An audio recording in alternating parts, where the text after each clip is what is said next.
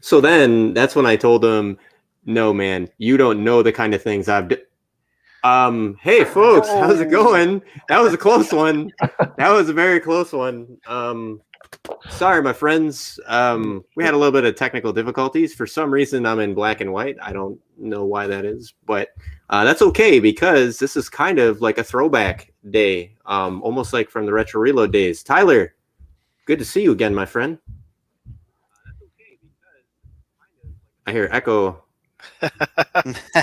Somebody has the YouTube open, I think. I hear echo and no Tyler. Yeah, if you do have the YouTube open. I know. Hang on. No, that's okay. Just find it and click pause. It's all right. We'll be just fine. I'll double check. Perfect. Excellent. Okay. Golden. I love my voice, but not in stereo. Stereo. Okay. All right. Sorry. Emerald Warrior. Thank you for joining the stream. Appreciate you. Tyler, my friend, welcome back. Thank you. Sorry for the technical thing there. That is okay. That is okay. Maybe at some point, I'm in WandaVision today.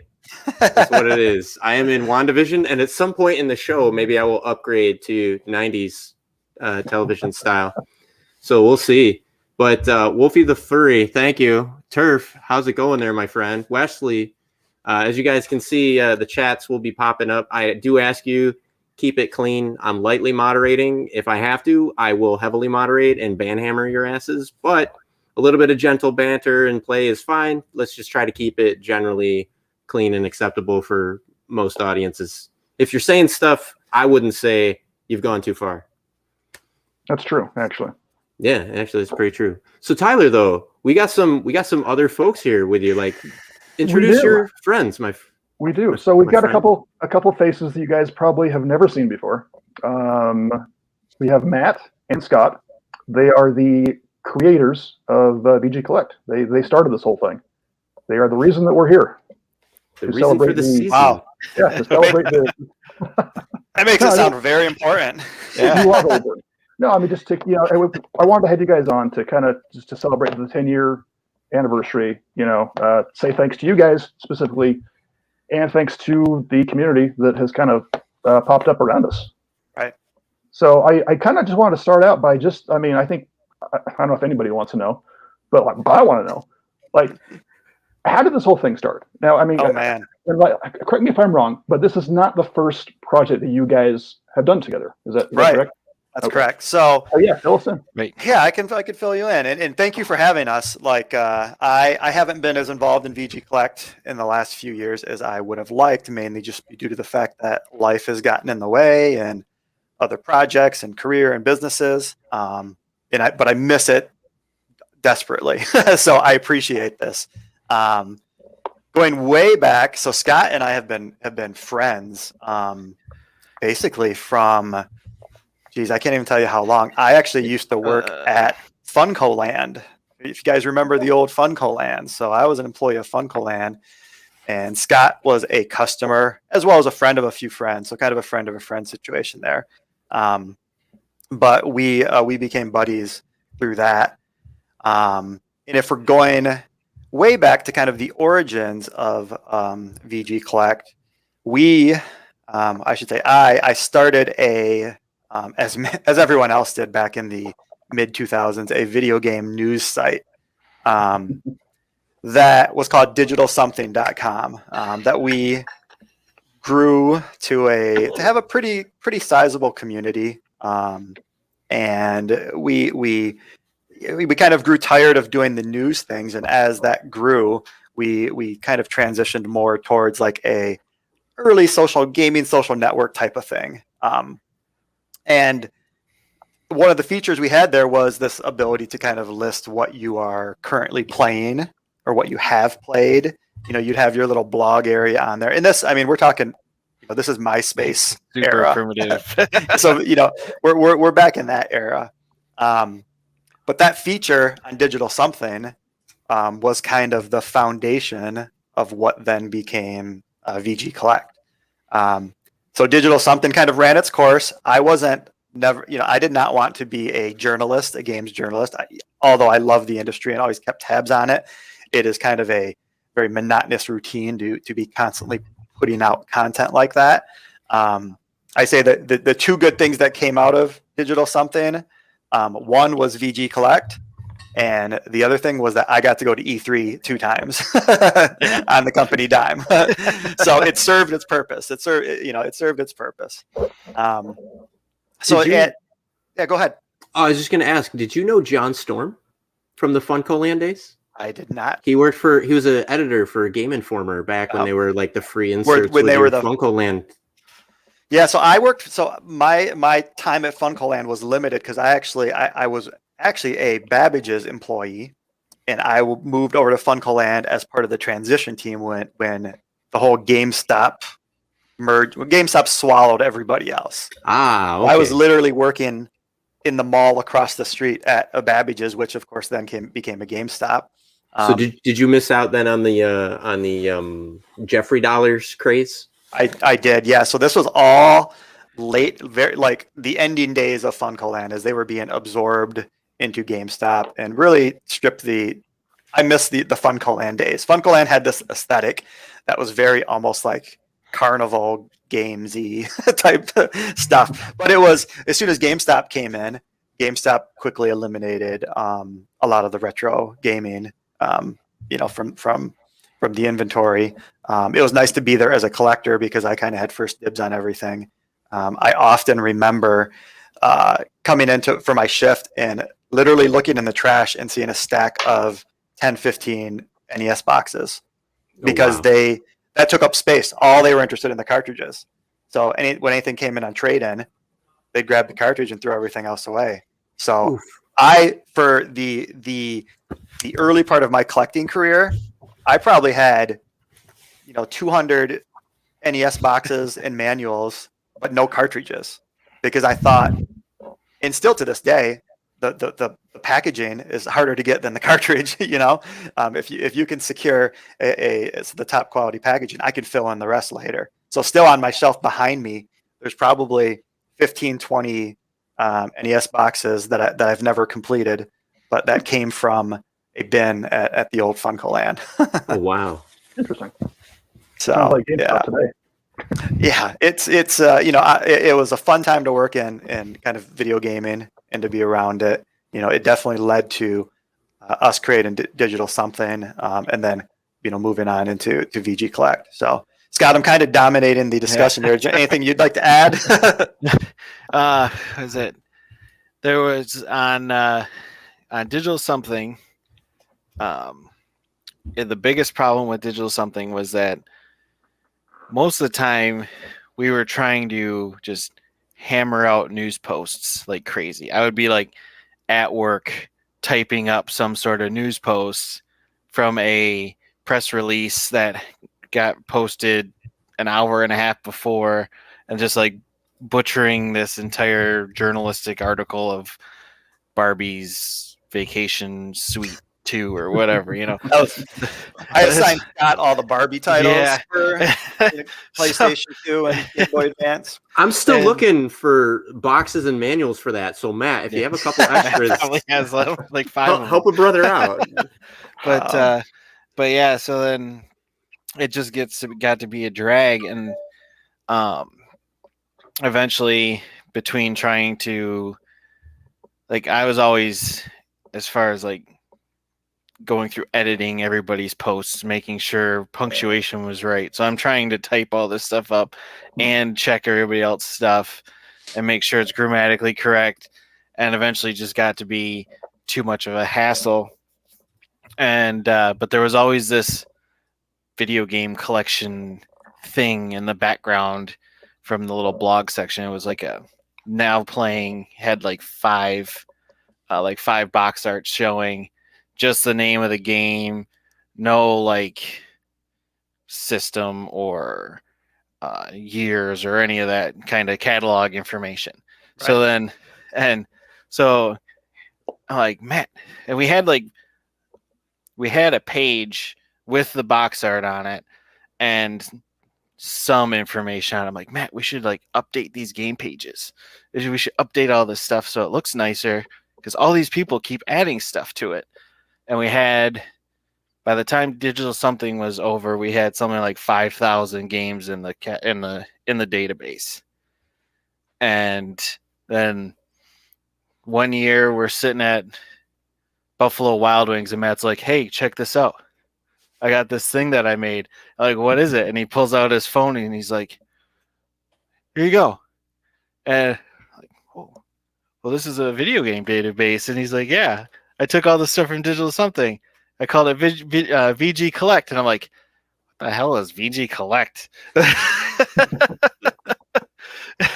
And I'm like, "I don't know about the name, man." He's like, "Well, the domain wasn't taken, so that's I was what like, it's yeah. called." You come up with something better that has an available Right. domain, go for it. Huh. Yeah, so it was, in behind all of this, I've always been a developer. So that's why I always have tons of projects that I'm tossing around. My hobby is coding. So whenever, I'd probably spend more time in Digital Something on kind of the system behind the scenes and building out the content management system and all that. I enjoyed that more. So then when I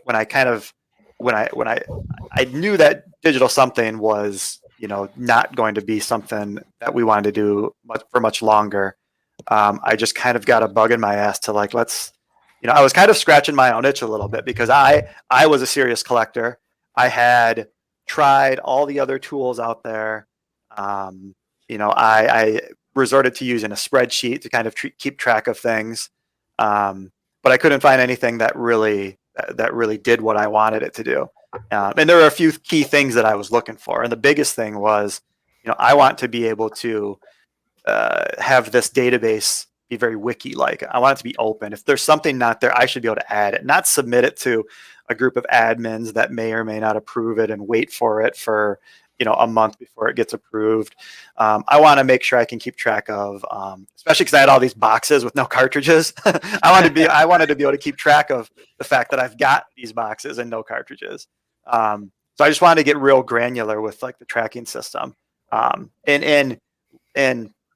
create a community, leverage the community around it. And I think I have to say, looking back 10 years now, more than anything, the community has what made VGCollect as successful as it has been. I mean, I can't believe, looking back at the first even like few months of having it open to the public and just seeing the numbers grow. We started off with that database from Digital Something that had 5,000 or so games, and within a couple months that was like 40,000. Yeah. And then it was like 60,000. And I remember when VGCollect started really going, Scott and I would meet weekly for like a work night. And one of the metrics we would always look at is how many games are being tracked on VGCollect. And it wasn't too long where that number hit 1 million, so those are the number of that was games about in 4 collections. That was about 4 days of the flea out there yard sailing, right? Right. You hit 1 million. No, I remember Scott used to post that stuff I think it was every month. Monthly. I was posting monthly stats, and I had an Excel sheet that had all of that stuff, but it's long gone now. It was on an old computer or something that got wiped out. But I was keeping track of all that, and we'd have our work night, and I'd either be on Excel typing in stuff, or I'd be going through Matt's collection with his scanner, scanning in cartridges and discs and getting that box art and all that stuff, and then going into Photoshop and color correcting all of it and everything, putting it on. And I bought my first laptop because of VGCollect. Like before, I was always desktop guy. It's like I need to have a nice desktop. I bought a Inspiron, like Dell Inspiron, just like work laptop to just bring over to Matt's house every Wednesday night and just hammer and work on VGCollect.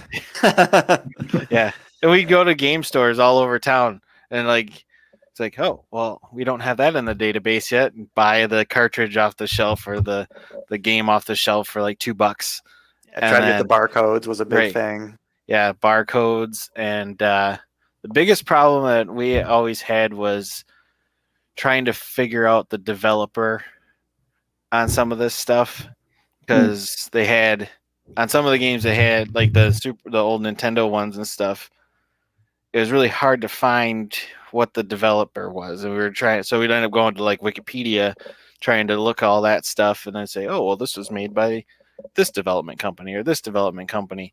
So we'd put that in, and then turns out somebody down the line would go, well, that's wrong, and then they'd fix it. But that's the whole point of having the community behind you, is even if it is wrong at first, somebody else knows something more than you do, and then they can just dump it in. Yeah, and I think that's one of the beautiful things about the system is all that data doesn't even need to be there. To track something, you need a name, right? And that can get it started, and then the community, it can add on from there. So, so yeah, it really just started. It was initially something that I was looking for, and then we opened it up to the community. So when I first started it, I was a pretty strong user of the DigitPress forums, and I still every once in a while head on over there. Sometimes if I'm selling things or looking for things, but I posted it there in its initial state, and then on Reddit in the game collecting subreddit, they were a huge help at boosting. I think a lot of our early users came from Reddit. For the longest, if you went to the game collecting subreddit, VGCollect was linked right on the sidebar, so there would be, tons of traffic where it was driven from that. So we were almost the unofficial official collecting app of all the Reddit collectors for a while. So I would try to be very open and engage the community a lot. So when I'm creating development logs, and here's everything that's changed, and here's where I think features we're thinking about adding, and you can even look through the forum today and see all those posts, and where it's like, you help me steer this ship, because here's the features that I wanted, and those are good, but now let's keep going, and let's keep adding things, and it was a real fun time, especially when Scott and I were working on it, kind of that weekly. We were making huge progress kind of every week. Yeah, it was like we could probably knock out like 100 games in an evening between the two of us if we were both cataloging stuff, and then I'd go home and I'd catalog all my shit too. Yeah. Yeah, one of the things I thought was pretty interesting is how things have kind of evolved in gaming since VGCollect's inception to now. Like, it used to be, especially if you're talking about retro collecting, it used to be that you're predominantly talking about like, okay, here's a finite set of games that have been released previously. And, the NES collection, that was pretty much considered locked in, the Genesis collection locked in, etc. But now with this resurgence of homebrew and repro and everything, I've been noticing that the activity has been exploding in terms of like new games getting entered and stuff. It's like, wait a minute, like there's not a My Little Pony like Bionic Commando for the NES. Oh, actually, I just made one. Yeah, there is. Right. Yeah, no, exactly. And then, the Goonies 1, that was never released in the US. And then it's like, well, actually, I'm holding on to a cartridge right here that. Yeah. So how is that in the last, I guess, 2-3 years? How is the emergence of? Have you felt and seen the emergence of like homebrew and things like that in your? On that topic, I would probably even go back a little bit further. It's been when I first started this, the database was very. We wanted it accurate. We wanted it to be accessible. So in order to do those things, we wanted anyone to be able to submit modifications. We kind of real early on had to not get super hung up on inaccuracies or all of those details. Because if in doing so, like right now, if you were to go to VGCollect and filter on, the North American Nintendo collection, there are some collectors who will pull all of their hair out looking through that. Because there are, you'll start seeing homebrew. You'll see some things that, that are inaccurate potentially, but that's because it's a community thing. It's like, you're not going to go to Wikipedia, and use that as your primary source. So I I kind of gave up I don't want to say gave up the fight because it wasn't a struggle. It was just something I knew early on that we weren't writing the Bible, of game collecting. This was an open database. It's very fluid, and anyone who's been involved behind the scenes on VGCollect will see some of the crazy edits that will come through. So obviously stuff does get filtered out, but it's open. And once again, I think that's it was an intentional decision early on that allowed VGCollect to grow kind of quickly as it did. So to kind of that's probably. I don't know if I answered your question. You did. No, you did. I think the answer to the question is yes. I've seen that, and it's crazy to think that it's gotten worse because, like you said, back in my early collecting, you would get the text files. Here's the NES list. Yeah, it's a text file, and this is locked in. It's carved into stone at this point. That reminds me. Yeah. Somewhere around here, my bookshelf took a crap on me, so I got books laying around all over the place. But I have the digital press, price book here somewhere, and I ordered that just for VGCollect, and I went through and entered all of that crap into the database. I forgot that they actually had a printed version. Yeah. Wow. Printed version. I don't know. That's where it a sign is of the now. times. Yeah. Yeah, I remember those early days when I first found the site because I was one of the first few. I think I don't know. Yeah. And you were before the great crash of 2000 and whatever. Oh yeah, I was before all that. No, but I remember going through the initial lists that were created from you guys and just finding all these things. And I'm just like, this doesn't exist. This doesn't exist. This is wrong. Why is this here? And that's actually how I became part of the staff because I found all this stuff, and I remember I was submitting these huge lists of things. I'm like, guys, here's 500 things that are wrong, and Yeah. I think you guys finally just got sick of me, and you're like, here's the keys. Yeah, I think you were the first person that we gave admin status to. Yeah, and we're we should just hire Pugmire as a staff member. Tyler, I tried to warn you. No good deed goes unpunished. Yeah, no, that's kind of not to really segue into this, but that's kind of how I became involved with this whole thing. Is I just bothered people to death until they just finally gave in. Yeah, which is how I accomplished a lot of things. So if you want on board, folks, just keep on hassling. Did you come from Reddit or did you come from DigitPress? Do you remember? I came from DigitPress. In fact, I was actually before the show. I think we talked about this. I actually went back in my post history and found your original post. Wow! So you actually commented on it. Yeah, I was reading through that earlier today too. I think it's crazy because I had it. It wasn't open to the public initially, so I allowed DigitPress users only on just to start testing things, and it was kind of crazy to kind of go back through that thread and see the early days, and there were suggestions, and I was keeping track of all the updates we were making on there and stuff, and that was back in 2000. What's the date on that post? It had to have been 2011. I think the initial posting were in late 2010 is when it started, I think. That's right, because we didn't officially become official until later on. That's right. You're right. I forgot about that. There was a beta period. Yeah. Yeah, beta. I think it was very much how Gmail was in beta. It still kind of is. I think we, as far as the beta period went, I think we agreed after we got done rebuilding the database after the server incident, and we're like, okay, we're no longer beta. We're right. Well, at that point, we had learned.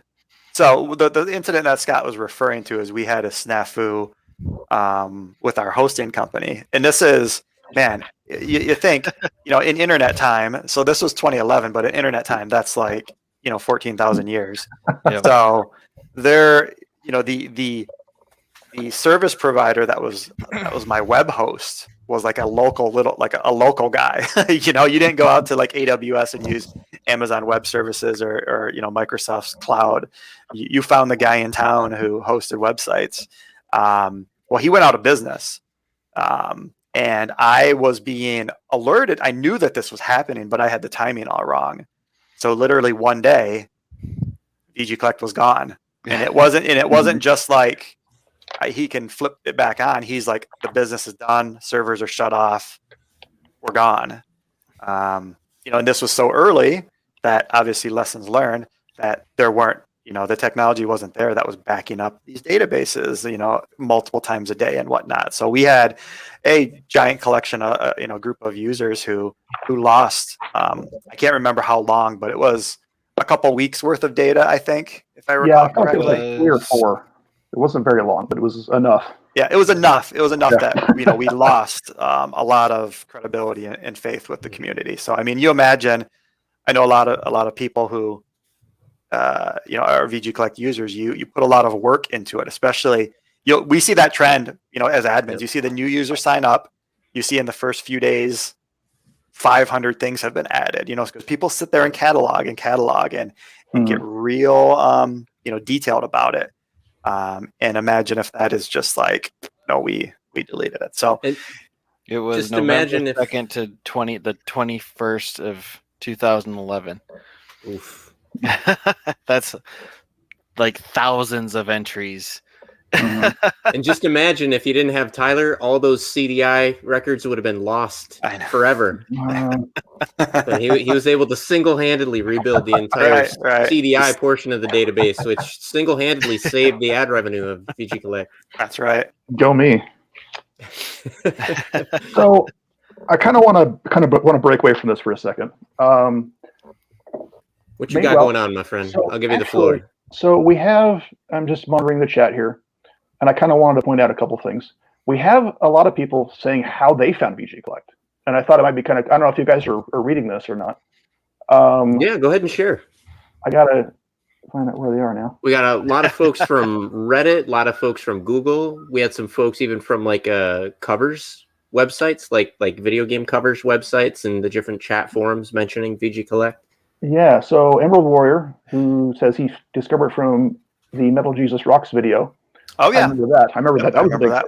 That was a big deal. Yeah. And that seems like ancient YouTube history right now as well. So much has changed. That. I completely forgot about that. Ignition 365 says his wife found it because they were looking for a good way to track all their stuff, and that was 6,000 games ago. Wow. Yeah. Let's see here. Sean Andrews said he'd been tracking his DVD collection on a similar site and started hitting up auctions and flea markets really hard and wanted to find a site where he could track what he had so he didn't double buy. I screwed that up. Turf said maybe it was Reddit. Doesn't know how he found it. I'm not surprised because Turf is crazy. He stumbled onto VGCollect in a drunken haze. Right. And there, that might be it. Oh no, Zach Z. Oh, Chris mentioned this, that he found looking at a custom cover site for him and seeing it in the signatures. Okay. That was one thing I actually was thinking about earlier. Scott, you mentioned the initial thing on I forgot digital something. Digital something. Yep. Had like the box with the 5 pictures. Is that kind of where the signature thing came from? Yeah. Okay. Yeah. Very legitimately very copied idea of that. Yeah.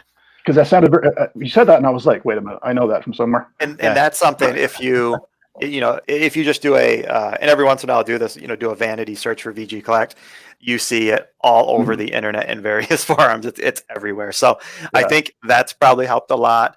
A lot of those, I don't know if they still exist today, but there used to be all of those different cover art sites out there. And then one big site that I forgot, I still to this day kind of forget existed, that was huge in this and was big in game collecting, was GameFAQs. They had their little collection system. That is something that a lot of people use, but it was very, very lacking in features. But that was something similar.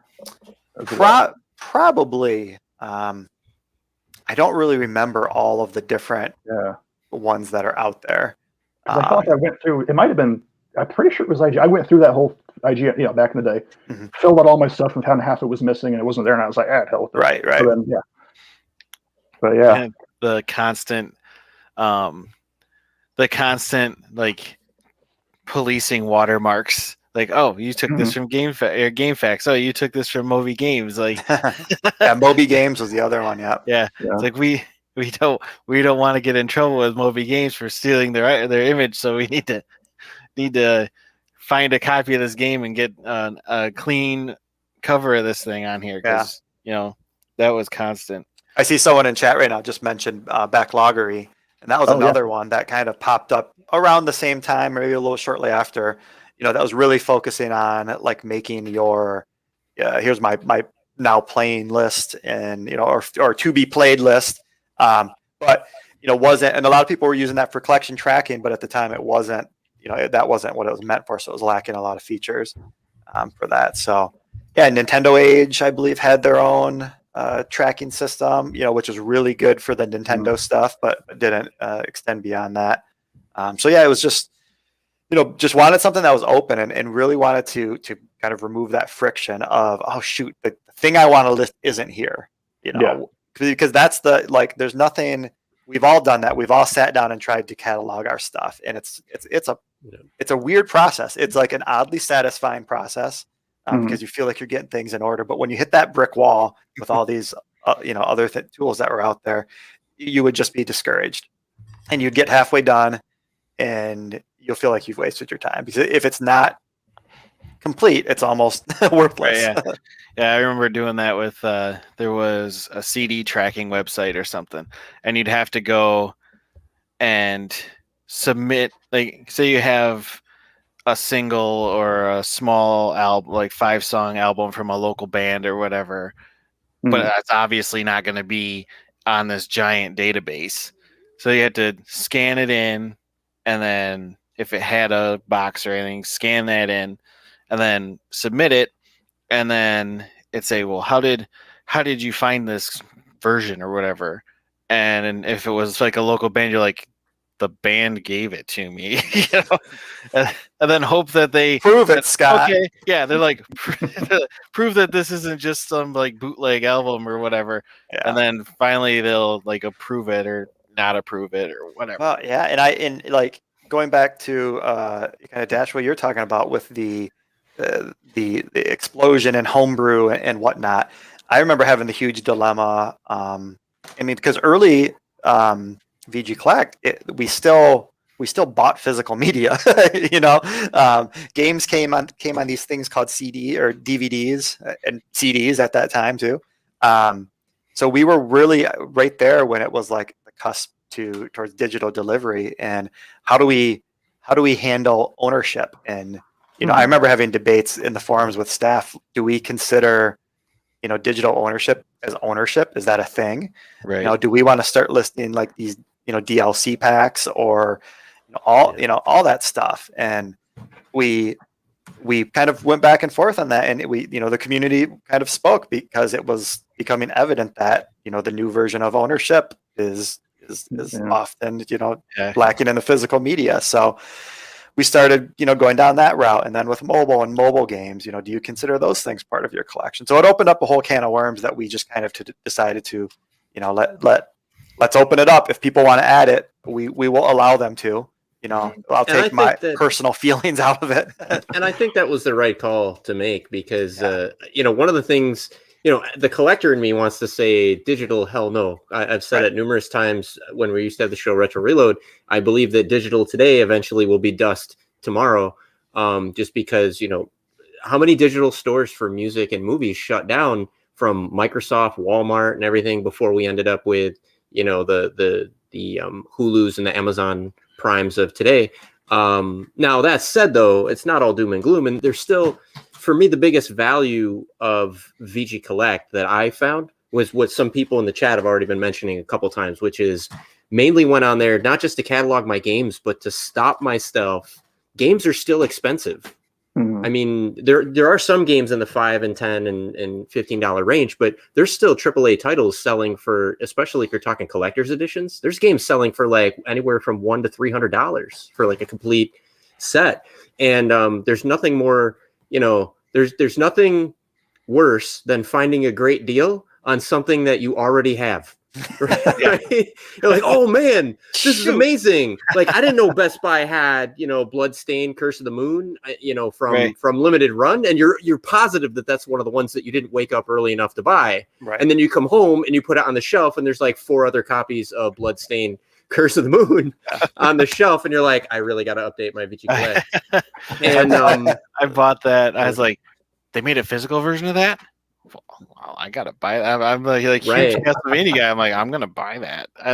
Oh yeah, and that's where with digital, so part of me wanted to say, look, collecting is physical, right? It's something that I can pull off the shelf again. But a couple things happened. One, the degradation of physical. Even if you get the physical disc, it's probably broken day one and isn't going to work without the 12 gigabyte patch anyway. So if you want to have the disc in the box to put on your shelf, that's great, but you're still going to have most of it functionally be digital anyway. But then the other thing was just the whole, there's some games that I'm totally okay with only having digitally. And then there's some games that I want to know, do I only have this digitally? Because if an opportunity, like Scott said, comes along for me to get it in physical, at least I know that I'm rebuying it, because it depends on the cost.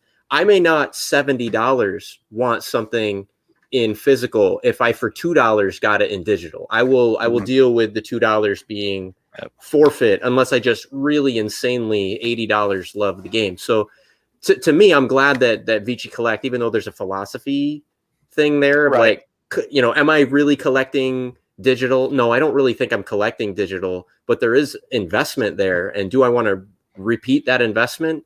I think it's nice to at least have an inventory of what I've invested in, and I could decide if I want to double buy.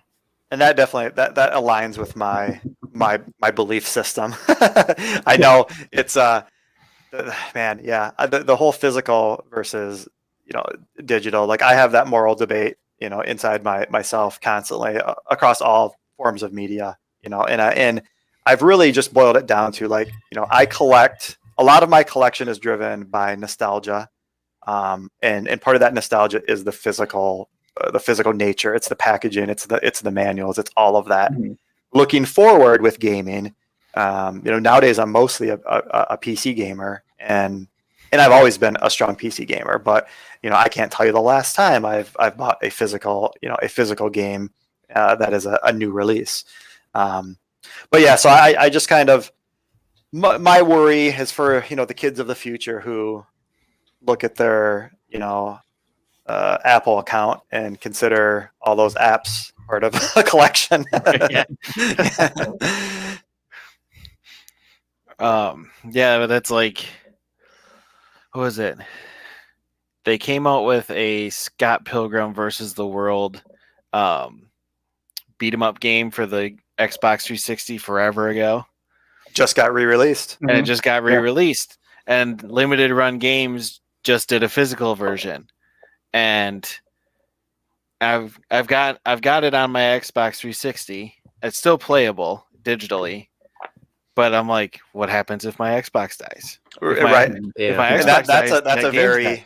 And then so it's like, fuck, I'm gonna buy it on Switch, physical copy of the cartridge, and then I've got it for as long as the cartridge lasts. And that's a good example of a game, because that had licensing issues with all the audio. So if you deleted it off of your 360, it's bye-bye. Right. Yeah.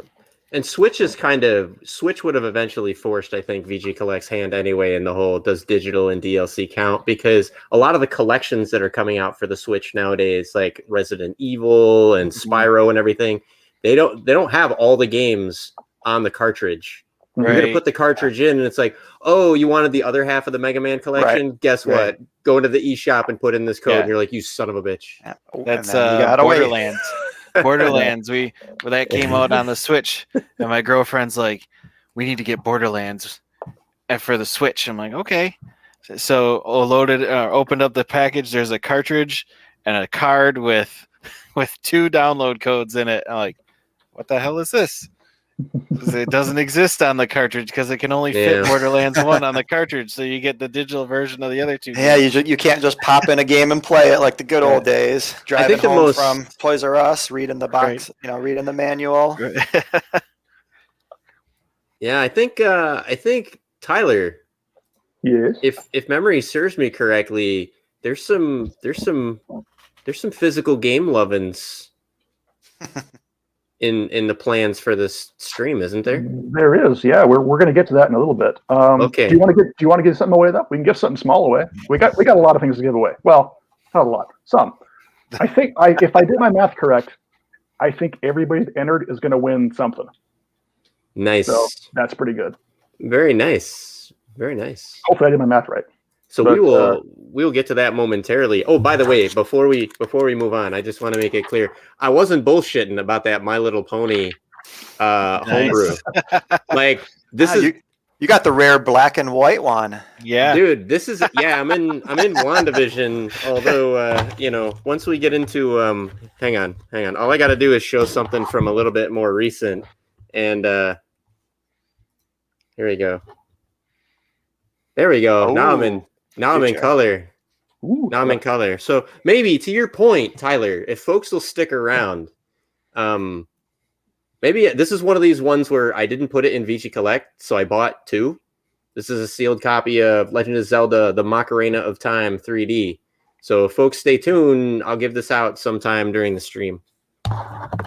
Cool. Yeah. But do you guys want to give something small away? Well, we're just kind of chilling. Okay. Yeah, let's do it. So I think we should start off. We're going to start off kind of small. We're going to gradually work our way up. We do have some pretty cool stuff coming. Our grand prize is not here yet because Jason has it and he has not shown up yet. So I don't know what's going to happen. We will give it away. I'm not going to tell you what it is yet, but we will give it away. We will give it to you, hopefully. He's still hitting refresh on the Best Buy website. No, he has it in hand. Okay, I just don't know where he is currently. Right, he's supposed to be here. I don't know. I told you he's hitting refresh, and then we'll figure that when we get to it. But so how about a VGCollect Pro subscription? Ooh, describe for some people. Some people, even veterans, may not know. What's a VGCollect subscrition, my friend? You know what, Matt? You wanna fill this one? I don't remember. You love it, folks. We promise. Yeah, this may have changed since. So Jason, and just so everyone knows, we talked about the history of VGCollect. The present is that Jason is the man. Jason is in charge of everything. I'm kind of there behind the scenes as advising him on some things every once in a while. So I believe at this point, the pro subscription is a way that you can pay a little money. I mean, obviously, you won't have to when we're gifting one away, but it's a way to support VGCollect monetarily. It will block all the ads throughout the entire site, so you just get a much cleaner experience throughout the website. So just a way of supporting. That was something that I implemented within the site, kind of in what I would say right now in the Patreon days, as a way that you could help support and fund some of the development of VGCollect. What's kind of neat about that, just to give a shameless plug for that, is I've done pro support a couple times, and where I really like it is sometimes when you're inside a mall or whatever, and you're trying to I always look like that jerk that's like checking the eBay prices, but I'm really just checking my VGCollect to see if I already got it. So. But one of the things that I really like is that sometimes in those shopping areas and stuff, the internet, the Wi-Fi or whatever is not always that clean. So pages can take a little while to load. The pages do load quite a bit quicker without the ads on them. So folks that are using VGCollect, in the mall or whatever, and, maybe you'd be surprised those couple of ads sometimes can especially it's a bit more scrolling that you got to do if there's like a couple of ads that show up. So if you want a cleaner, quicker experience when you're trying to figure out whether or not you need to spend another 5 minutes in GameStop listening to someone else talk about how much they love Minecraft, then you can be a pro supporter and have a smoother experience. Also, much love if you like Minecraft. I don't have anything against it. And also, by the way, I should mention, if you do win this and you already have a pro subscription, we'll figure something out in later. I'm not going to give you 2. That's dumb. So we'll kind of, after the fact, we'll kind of go through and be like, all right, well, we'll do something else. So what I've done, just so everybody's aware, I've assigned everybody a number, and the number is based on the order in which you signed up. So, for example, Sora's number 1, Viking Jihadi's number 2, Casual's number 3, etc. So I'm going to plug. I have a random number generator up. So I'm just going to. We have 31 people. I'm just going to put 1 to 31, pick a number, and that's who wins. So let's get going here. So our first winner for the VGCollect Pro subscription is number 18, which is Burning Doom. So I'm going to put you down there. I don't know if you have one yet, but we'll work on that if we need to. I'll write this down so I don't forget what the hell I'm doing. Okay, cool. So back to the show. What is going on? Okay, so I had something I was going to say. Oh yeah, so there were some people, and this was. I know we're kind of. What are we halfway through the show now? There was kind of a. I had an idea in mind. And it was kind of a secret. I didn't tell Matt or Scott about this. They have no idea what I'm going to say. What I wanted to do, and it didn't work out quite as well as I wanted to. And this is not anything against anybody. So just bear with me here. I asked people to send me a little video, like a roughly a 1-minute video, maybe less, maybe more, about like your favorite things about VGCollect, what VGCollect means to you, just to say thanks to Matt and Scott for creating this. So we got a few.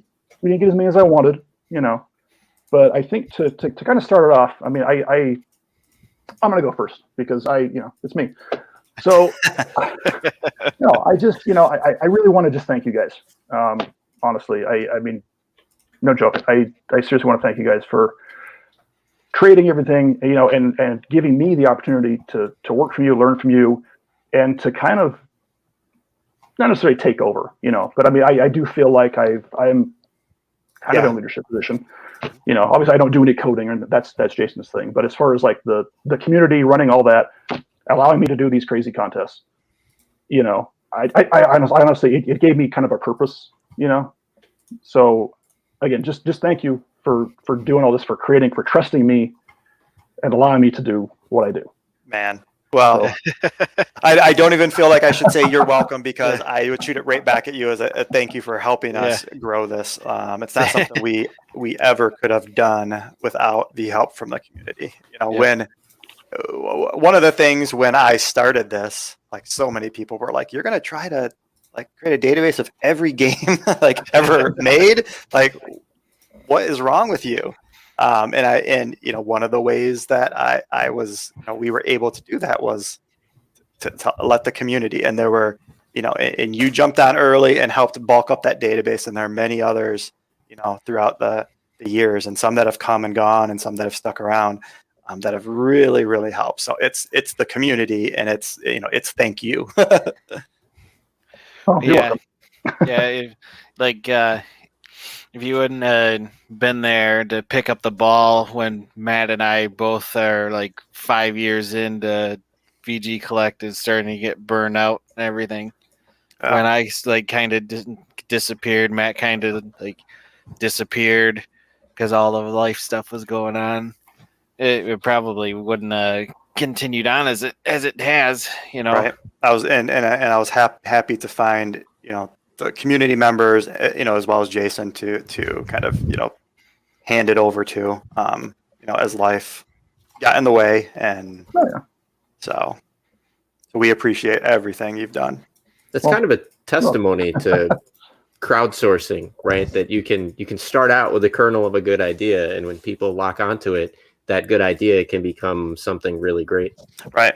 I mean, it almost couldn't go away, it tore me apart. I mean, it's kind of a part of the history we haven't touched on. And if you want me to pause, I definitely can. But there was a time my wife and I, about the time when I was becoming less and less involved, it was because my wife and I were starting a business that really started taking over, and all my time and resources were going to that. And then there just wasn't time left in the day to work on VGCollect. And it's not that I didn't want to, and to this day I miss it. You know, there are days where I want to like talk to Jason and say, yeah, you wanna, you know, you ever thinking about getting rid of this VGCollect thing? 'Cause I know a guy. Yeah, you know, things got real busy. But you know, I would go to the community, and the community was like, even though I wasn't there, the community was still thriving. You know, and kind of it became its own thing. So there were times where I thought about, you know, could I somehow open source this and just let it, you know, somehow let it, you know, let the community have full control over it. But fortunately, Jason and I, you know, Jason was a coworker of mine at an old software company that I worked for. I knew he was a big gamer, a big collector, and I was able to kind of shepherd it off to him because I knew it fit, you know, it met his interest. He knew the programming language, you know, he knew everything behind the scenes. So it was a pretty smooth handoff to him. So yeah, I mean, I kind of forgot to mention this in my initial statement, but like, I think the community is, I mean, you mentioned the community. Community is the kind of the most important part to me because I don't code, I don't program. So the only thing I can really contribute anymore is to the community, you know. So, and we've had, I'm sure you know, we've had at least 2 podcasts spawn out of the community. We've had several like real life friendships. Like people have like traveled and met. I mean, hell, Chris showed us to my 40th birthday party a couple years ago. You know, just randomly, like, wasn't even invited. It just showed up. Yeah, his wife is like, we have to go to Walmart, which is right next to the airport, and then she's like, oh, we have to, like, I took a wrong turn, and then I just walk into the car, and he's like, what is happening? I'm like, wait, I'm sorry, is this a bad time? I can go home. But no, you know, and I've met. I went to California to hang out with Chris. I've Jeremy, who's not, I don't think he's in the chat or anything, but I've met him. I've met, you know, a few other people. I know Cashel and Turf have become really good friends. They've hung out in real life. You know, they've gone to conventions. I mean, the friendships is really what is important to me. You know, these bonds, these friendships that wouldn't have happened. You know, so I think, you know, to me that's most important. So again, thanks for that, I guess. Yeah. You know. Yeah, because of VGCollect, I stood in Matt's wedding. That's true. Oh, That's true. didn't know that. See, that's another one. Would have happened anyway, but but no. So we did get some other people who have some things to say. Chris, do you want to say yours, or do you want to play somebody's, or are you ready for that? Yeah.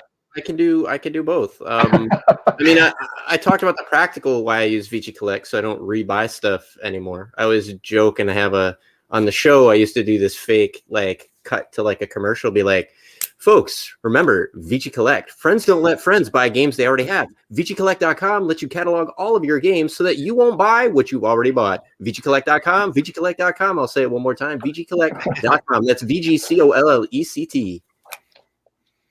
But yeah, same deal. I mean, I always kind of wanted to do a game streaming show and do like interviews with people and things like that. But I kind of wanted to do it as a community thing. I didn't want to do just like a shout at people or like stream at people. I wanted it to be kind of like an organic, almost like crowdsourcey feeling thing. But at the same time, you got to be a little careful because you can't just let any random person on the camera with you. So what was cool is, you know, some folks actually had expressed in VGCollect an interest in having a show that was a little bit kind of in tune with what's going on with VGCollect and some of the culture there. And we were careful when we first spun that up not to make, VGCollect is its own thing. And it is a very special, I think, group, not just the software, but the forums, which is really what you're getting into now. And who you're hearing from now, Matt, is that, like, you know, I wouldn't know Tyler if it wasn't for the forums. And I didn't go into VGCollect necessarily looking to find friends like Tyler and Turf and, you know, things like that. Like I found them as kind of a side effect of joining VGCollect. But now it's kind of amazing is I can't imagine having not met these people and not having interacted with them and done some things. And we've done some crazy stuff. We interviewed people from Sony, Sega, both the new days and the old days and everything. But the kernel, the mustard seed of all of that grew into that giant, redwood tree. My metaphor is getting away from me. I'm sorry. Anyway, I just really appreciate the friendships that I was able to make, because that was an aspect that I did not expect. I went into VGCollect for myself, just trying to organize my thoughts and my collection, maybe save myself some money, because buying the same games over and over, especially yard sales and stuff, was becoming a significant problem. And I didn't expect all the friendships, and I certainly didn't expect friendships from a forum that would endure. We're going on 4 or 5 years knowing some of these folks, and there's people in the chat that have been even longer. So I thank you all for that. I thank you, Matt and Tyler and Scott and Jason. So awesome. That's so cool to hear, man. Yeah. It's one of those things. Go ahead. Oh, no, go ahead. I was gonna say, we keep talking about community here, but the forums, was another thing back when I started this. Forums are not, there's not too many forums out there, nowadays in the internet. It used to be a big thing. There'd be these micro, hyper-focused forums. So even the thought of starting a forum, when we started VGCollect was just why? We've already got, Nintendo Age and Digipress, and those are the collecting forums. My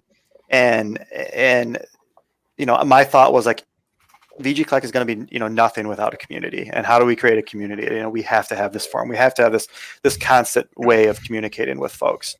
And I think once again, it's just a testament to how amazing the community is, that, when I go to the forum and I just see, just looking at the pure data, the numbers, there's, 90,000 posts, type of thing. It's just it's amazing how much activity there is, and how many relationships and friendships have formed and endured, and have started on VGCollect and have moved on into the real world. There's just we're talking about a few, we're highlighting a few here, but there's just there's countless others. So it's just it's awesome.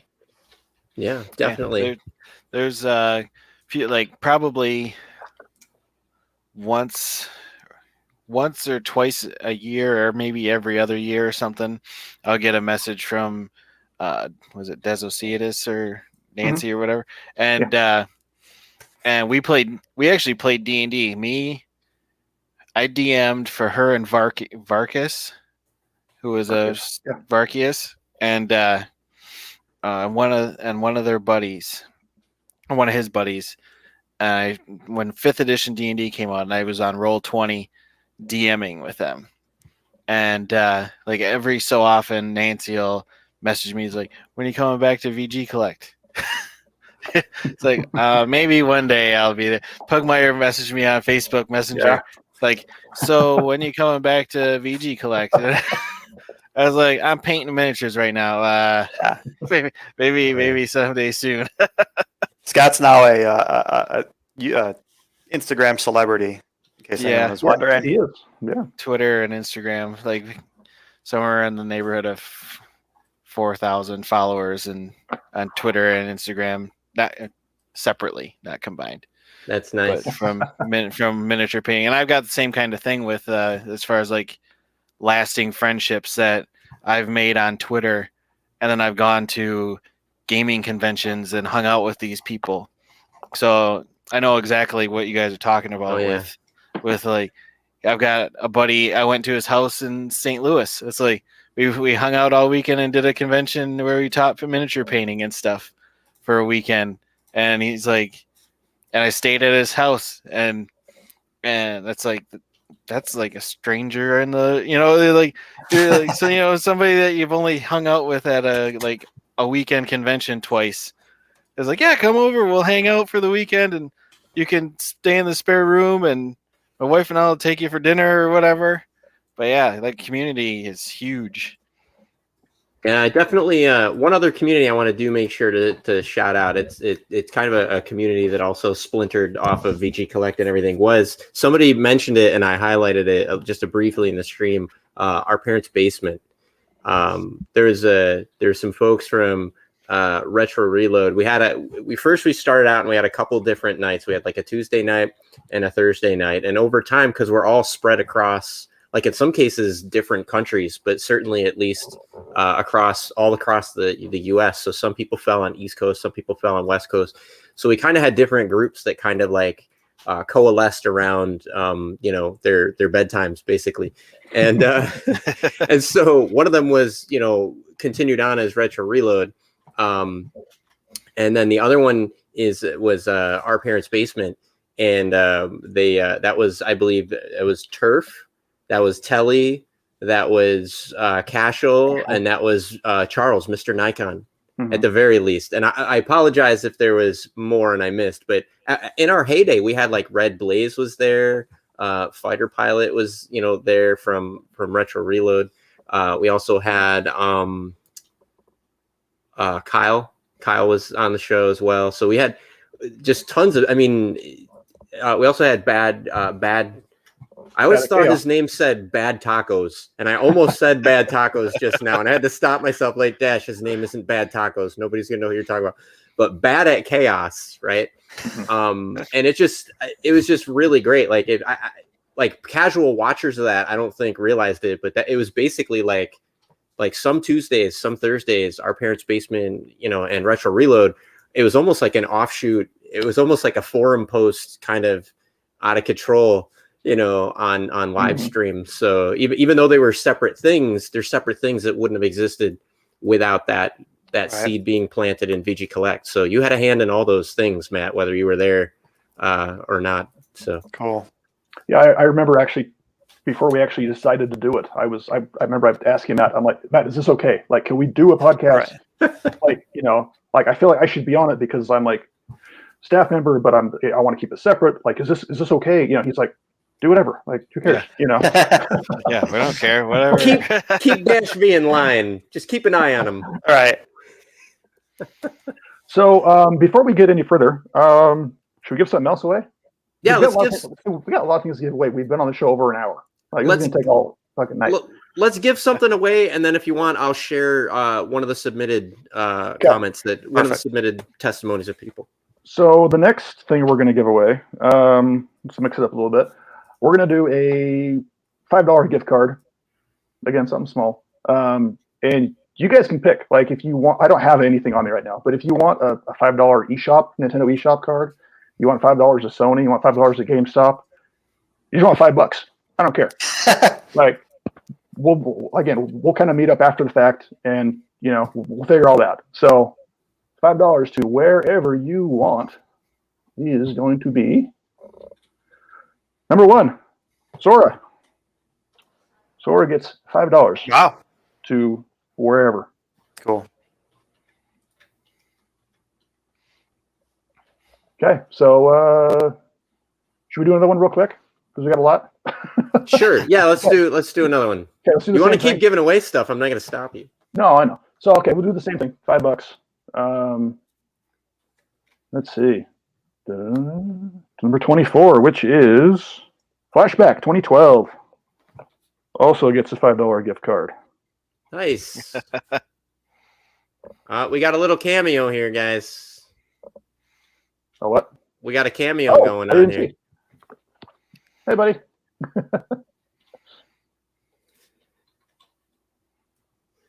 Okay. You want to play a video then?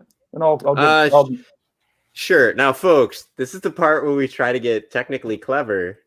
And anybody that knows, even though now it's just me Dash V, like, there's still the roots of Retro Reload in there. So we'll see if we can pull off this little clever bit without breaking the universe. I'm gonna try to, and I haven't pre-watched any of these, so I'll start out with Terps just because if I need to kill the stream really quickly. Oh boy. I watch it. Oh boy. All right, we gotta go. It looks okay. It's starting off above the waist, so we're good. We're good.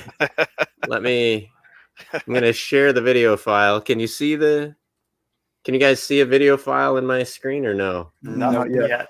Not yet. Maybe it's when I hit play. Let me see what happens when I hit play. No? Didn't show? Hang on a second. All right, technical difficulties, folks. All right. Give me a moment. I don't know what just happened. I said video file, and is it wanting me to select the video file? Like, what is going on here? I might have to do this in a different share. How do I don't know what's going on, folks. Give me just 1 second. Did I lose my mouse input? Well, I can get. Oh, here we go. Here we go. I got it. I figured it out. It apparently there was an open file dialog that appeared, but it was hidden behind everything. All right. I'm a computer scientist. Are you sure? I read it on a milk carton somewhere. All right. So here we go. I'm going to give this a shot. 10 years of VGCollect.com. Man, VGCollect has been an amazing experience for me. I joined about spring of 2012, so I haven't been there since the very beginning, but I've been there a while. I've really enjoyed it. I've made a lot of real friends, like legit friends like people that you would help move a couch. People I've met a lot or spoke to a lot of you on the phone, podcasts and whatnot. We've had 2 podcasts grow out of these forums. The Retro Reload podcast and Our Parents' Basement both blossomed here. Just, shout out to you guys that I've really, really enjoyed your company, made legit friends, people that I've met, like, of course, Casual, Mr. Nikon, Dash V, Fighter Pilot, calling y'all by, it's hard to remember your names on here, on VG Collect, because, I don't call Casual Philip, or I call him Philip, I don't call him Casual. So anyways, you boys, it was nice, it's awesome, 10 years, 10 more years, how you doing? Holler at your boy. Yeah. I gotta get the tissues out after that one. I tell you. Well, thank you very much. Awesome. I'm gonna Frozen on his face too. That's what's wow. Weird. You know what? This is awesome. I love having a button that just says remove from stream. There we go. No, I'm just kidding. That was a really good testimonial. So not awesome. To mention all the love he was getting during the testimonial. People were going cuckoo for Cocoa Puffs. Hell. So, all right, Tyler. Yes. So there was a few people that I asked to send videos in. That actually I asked pretty much everybody. There was a few people though that for whatever reason, either they didn't have a camera or they just didn't feel comfortable or whatever. So there was a few people who didn't send in videos, but they did send in something that they wanted me to read. There you go. Now, if I can just find them. If you want, while you're looking for that, I can dig up another video. Yes, do that. Do you want me to do that? I'll go ahead and do that, my friend. Now that I know, I have the technology. It's going to take me a minute. So, all right. Here's one. I believe this one is Telly. Hey everyone, it's Telly. Just wanted to make a video for the 10-year anniversary of VGCollect. I've been using VGCollect since 2014 and have always loved the site, loved the database and the forum community. And if I had to pick one thing that's my favorite aspect about the site, it's actually the Secret Santa that we do every year. I think I've done it for about 6 years now. It's always a blast. We have a ton of fun planning it, a ton of fun recording everything and opening our gifts and just coming together for the love of games. We couldn't do that without the community that we have here on VGC. So I just want to say thank you to all of the staff, the admins, Matt, Scott, and Jason, everyone who runs the site. Without you all, we wouldn't have a place to call our own, and we wouldn't have such a great database and a great community. So thanks all of you again, and here's to another 10 years of VGCollect. Thanks. Awesome. I've done a couple of Secret Santas where Telly was in attendance. Really great guy that I would have never met without VGCollect. So, oh, by the way, none of these videos that I got the videos just before the show. So none of them have names. So when when I'm saying, hey, this one's Telly, hey, this one's Turf, it's like, just from a Discovering thumbnail. Like I know who they are. You know what I mean?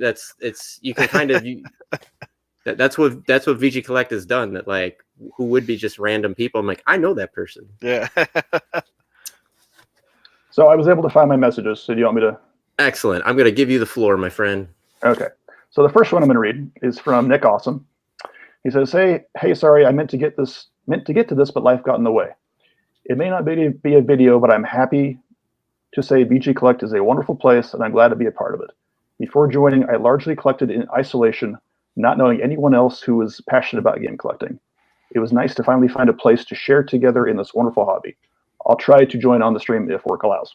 And I think he's actually in the chat somewhere. I think I saw his name.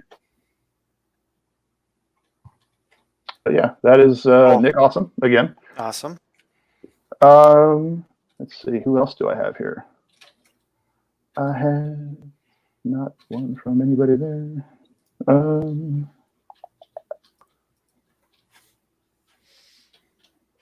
He's there. It's also not a video. Sorry, this is taking a little bit.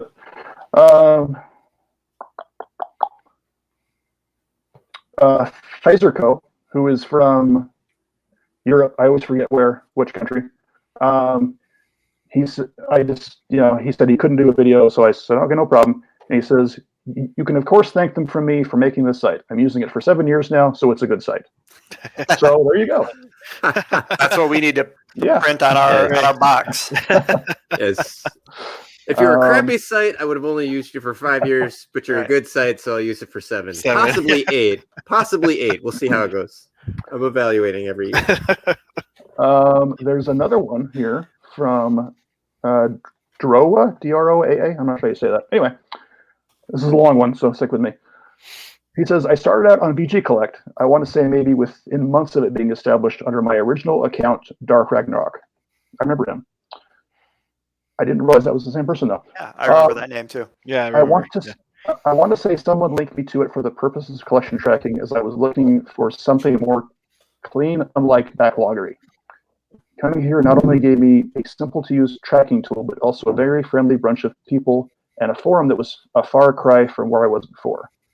I spent the majority of my teens into early adulthood on the GameFAQs board, and even though I had some good times, the final year I was there, it was so bad that I wanted nothing to do with them. So I came to another gaming forum So to come to a different gaming forum and not have to deal with them was great. My original account has since been deleted due to some personal stuff I was dealing with and not wanting anything to do with gaming for a few months. I did eventually come back in 2017 under a different name with the same avatar.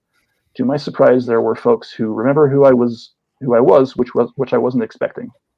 While I don't post as much as a lot of the other people here, I can say that I am a bit more active than before between the pickup threads, the 52 game challenges, sometimes posting topics here and there. I've been a part of Secret Santa, which has been pretty awesome to be a part of, and I've even bought games from users here. All of this to say that being a part of VGCollect has been great. The users here are awesome people with a passion for collecting and gaming, of course. I want to say thank you for allowing me to be a part of the small knit group. Thank you for maintaining the site and putting time and effort to keep it afloat. Here's to another decade. Awesome. Yeah. Nice. That's cool. I mean, especially somebody who, like, we all recognize the name and disappeared, came back, and yeah, I didn't even recognize that was him. So I read that, I'm like, oh, wait. But it's crazy that some people did. So the community sticks around, and You're bad at community, Tyler. I am. And that is it. That's all I have that people have sent me to read. Excellent. So, I do still have 2 other videos, but we can intermix them in with some giveaways and stuff like that too, if you want to. Okay. Yeah. So let's let's give away another $5. Because why not? We're gonna get to the good stuff eventually. I promise. Not that this is bad, but all right. $5 to wherever the hell you want is number 6, which would be Pfizerco. That's going to be difficult because he's in Europe, but we'll figure it out. You're going to get 6.725 what's the current exchange rate or whatever? Send them With some a- cryptocurrency. Yeah. Yeah. You gotta pay the $4 conversion fee though. Yeah. So, Okay, you know what? Let's give away a game. sure. So I should kind of preface this before I give something away. So when I came up with this idea to do this 10-year anniversary thing, I reached out to a couple different companies, different gaming companies, to hope, maybe they would give us something, I'm not gonna say who because I don't want to, but one of the companies I reached out to was Limited Run Games, and they're actually the only ones that actually wrote back to me. So there's that. Nice. Yeah. So Douglas Bogart at He's Limited Run. awesome. Yeah. So he is actually a VGCollect member. He uses the site personally for his own collection. So I sent a message on VGCollect, and then I didn't hear anything for a while, and I was like, oh shit, maybe he didn't read it, maybe. And then he wrote back, and he said, and so the initial message from me was just like, hey, this is what we're going to do. This is what I want to do, with VGCollect or Limited Run, be interested in donating something, I thought maybe they'd send a game, if anything. And the response I got blew me away. He was like, absolutely. What can I do? I'll send you a box of games, and I'm like, what? Like a box? And he's like, here's this list of games I'm going to send you. And I'm like, oh my God, okay, Damn. Yeah. So Actually, we do this every week, Douglas. yeah, right. So and I think Limited Run, personally, I think they get a lot of flack in the gaming community for, various things. And I think that if there was ever, for me personally, if there was ever a testament to the kind of people that are running that place, I mean, this is it. They are gamers. Right. They're good people. So I think a lot especially right now, this is during COVID, right? Yeah. I mean, in fact, the box he sent me, I couldn't even open it for a while because I had COVID at the time. I'm like, I don't want to even touch it. It's sitting in the corner of, and I didn't open it, until I was better. But yeah, so I was amazed at this, at this list, and the box he sent me was huge, and I was like, what the hell did he send me? And I figured out why. So there's a bunch of bricks in there. There's PlayStation 5 boxes, but they all have bricks in them. No, so let's see here. I'm not going to tell you everything I got right now, but let's just start off with one that he sent me. It is a PS4 game, Return of the Obra Dinn. I know nothing about this game, but he sent it to me. So I don't know what kind of game it is, but it's number 355 of their limited run collection, if that matters to anybody. Nice. So we're going to give this away. All right. Okay. So A salesman pug. Nope, my too ears. late. Yeah. Nothing to see here, Tyler. It's all right. It's okay. What? I wasn't watching. Nothing. What happened? Nothing. Everything's fine. Keep going. What did you do? Nothing. Okay. I didn't do anything. All right. So the person who wins this Return of Obra Dinn is number 8, which is Alien Studios. Oh, nice. So he is the recipient of Return of the Obra Dinn for PS4. Apparently, it's a fantastic puzzle game. And by the way, Tyler, folks in the chat are giving some love, empathy, and support for the COVID, and happy for your recovery. By the way. Oh yes, I'm reading that right now. Yeah, we're all happy about that you recovered, my friend. I actually had a really, really mild case. I mean, I was just tired. It was, you do deliveries. So some folks might not know it, but you do deliveries for a living. So you've been kind of crazy work time hours and stuff during this whole thing. I've been working 11 hours a day, 10, 11 hours a day for a year now. So it's just kind of, it's crazy. But it's literally been Christmas every day for you, kind of. That's like Christmas loads, right? It literally has. Yeah. I mean, we went from Christmas 2019, and we had 3 months of normalcy, and then right back into Christmas again. And it didn't stop until now. It's still going. Yep. So Sean says that that's a pretty good game. He said he's heard nothing but oops. It's by the same guy who made Papers, Please. And Sean said that he's heard nothing but good things about the game. So Cool. Congrats, Alien Studio. It sounds like you're going to enjoy it. Yeah. Do you want to play another video, or should I give something else away? Or I could do another video. Okay, let's do the other video. Let me load another video here, my friend. I'll leave this one as a surprise for y'all. This is Philip. Most of you in VGCollect know me as Casual. To me, VGCollect is a great website because it has really easy tools and options for those that just wish to catalog and organize their game collection with their virtual database. The interface is really clean and simple to use and has a vast library of content for folks to access. But I think more importantly, to me, VGCollect is so great because I've made a lot of great friends from there, just through talking with them on the forums. A lot of them I've spoken with, outside the forums, just through social media or otherwise. We talked about video games for sure, but stuff outside of video games, just like about what's going on in the world and friendship and that sort of thing. But to top it all off, we've actually gotten to meet some of these people in real life, and we've gotten to go to conventions together and social gatherings, things like that. So VGCollect is great because without the website, I wouldn't have been able to make such great friends. So thank you to the admins for keeping VGCollect going and going strong. And thank you to all the users for making VGCollect such a great website. Thank you. So that was Casual for folks that that didn't catch it. So Awesome. That's nice. Thank you. Chris, do you want to give away something, or should I keep going? Sure, Yeah, actually. Let's go ahead and I'm going to let you do the selection because you've got a system in place. So the main reason that I was delayed because I don't have a system. So I'll use your system and we'll coordinate on the back end, making sure this gets to who it needs to go to. Okay. The Legend of Zelda, the Ocarina of Time, 3D. That joke was funny the first time. The joke was off in the back room before time. This is the first time they've ever seen it. Oh, okay. Okay. Who gets Legend of Zelda? Number 20, who is, I don't know how to say this, FFXIK. I don't know. He wins the Zelda game. Nice. Very nice.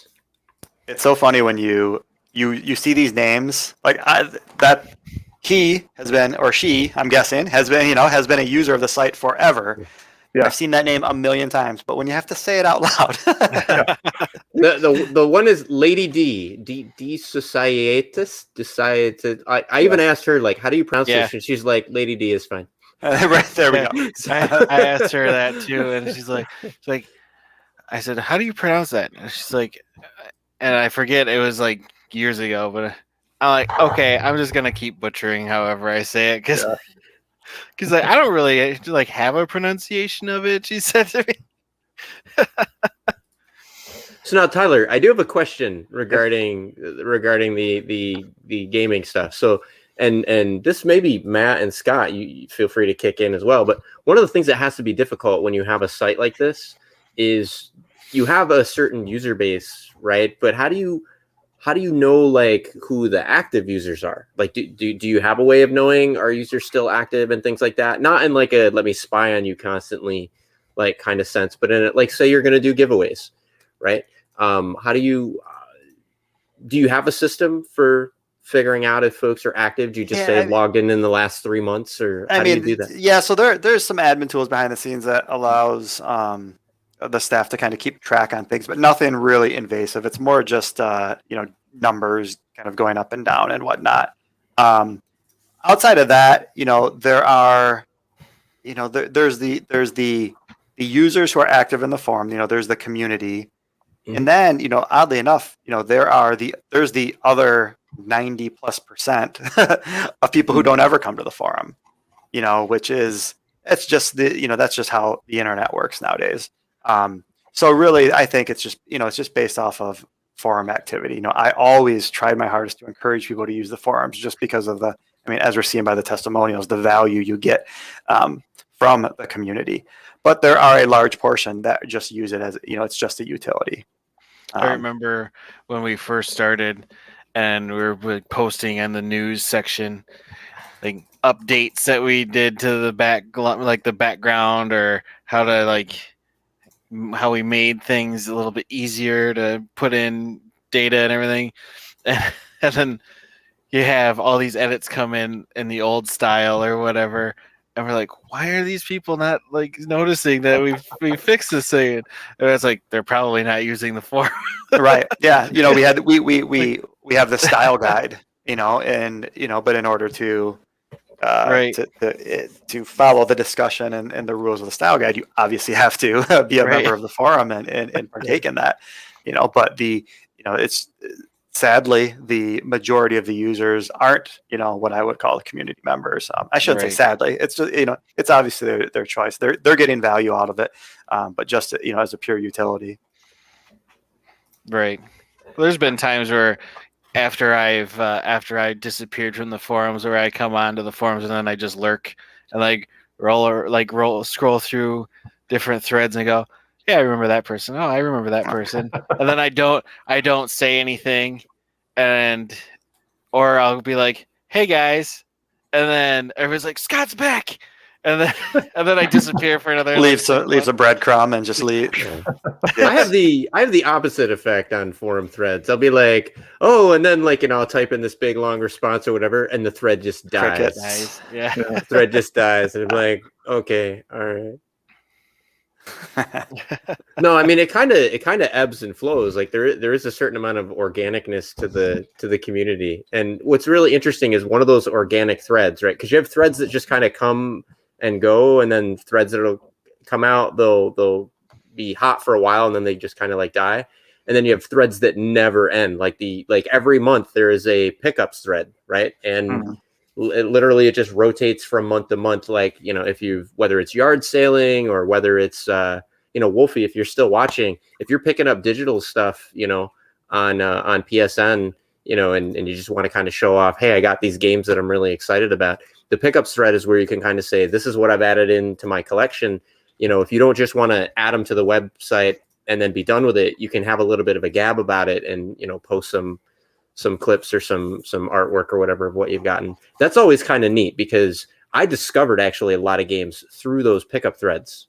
There's a lot of games I just didn't even know about, especially when you start talking about homebrews and variants. And I didn't know that there was I didn't know that some Nintendo games actually came with Famicom converters in the cartridge, because Nintendo was in such a rush to ship them out from Japan that they only made one version of the PCB early on, put a converter in it. There you go. Scott's got one right there. Let me give you the floor. I made one out of I forget what game it was, but in order to play Kid Dracula on my NES, it's like I need to track down one of these games, and so I'm at one of the game stores, weighing out the same game, like this one feels heavier than this one. Yeah, I don't know. And then so I'm like, I'll just buy them both. Yeah, I cut it apart. And now you can actually get Kid Dracula, like a US version, inbox manual, the whole 9 yards. But no, you learn about these things through the forums and stuff like that. So the thread, you'd think that after a while, just an endless thread of pickups would get kind of old. But what's especially exciting is there were times when, say, the Flea would post something and he'd be like, the Flea goes out for, a brisk short little walk, and he comes back with 900 NES games, for $5. But what was cool is he was a super approachable fellow. So there were a couple times where I'd message him and go, hey, do you need 4 copies of Iron Man Ivan Stewart's Super Off-Road for Nintendo, or can I buy one of those off you, because that's been in my wish list for a while and I haven't been able to find it. And hey, hit me up in PM. And then other folks said, I've purchased off of folks in VGCollect before. And folks, if you're going to do that, do make use of, there's a marketplace section Post your sale items and your purchase items. Post those in the marketplace section if you're going to do that. And then the other thing is definitely check the feedback. You can get we've been talking about the good and the positive because it's mostly overwhelmingly good and positive. But I'd be lying if I tried to say that, there aren't people that just may randomly come in, sign up an account and try to do something dastardly. Those people usually get rooted out pretty quickly by our community though. And they get mentioned in the feedback. So make use of marketplace, make use of feedback. And a great way to see if people have, something that you might be looking for is just monitor those pickup threads, check them out and see if, if somebody got like 9 copies of Earthbound, they probably don't need every single copy.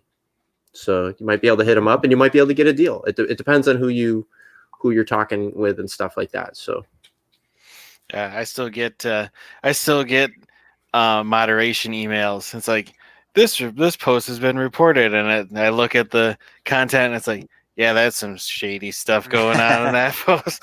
It gets caught so quick. It always amazes me. I remember the debates we had when we, kind of decided whether we wanted to dive into the, buying and selling. Oh yeah, because it was, I didn't want any responsibility, in any of that. When goods and services and money is changing hands, it's the last thing that I wanted to be a part of. But we knew it was happening anyway. We knew it was happening behind the scenes, via private messages or outside of the system. So it was kind of a natural thing to add.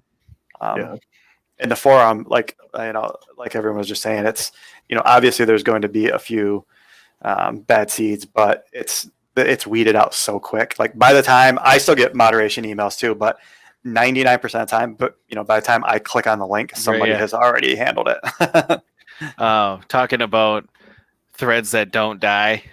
It's like, I remember logging on right around when the general thread I was going to hit bring that 1,000 up. pages, and I'm like, I think like Turf got in trouble or something for trying to push it to 1,000 pages or something. And I was like, what's going on? I'm getting moderation emails.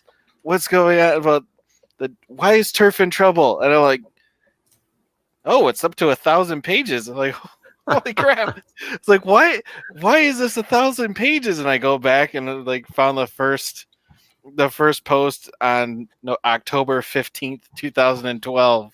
And I was like, wow, that thread's been going on for 8 years. Well, it's funny That's because awesome. it's not funny. I mean, it's kind of sad in a way. Yeah, I'd say it's sad. But the guy that actually started that thread has passed away. Wow. Yeah, some years ago.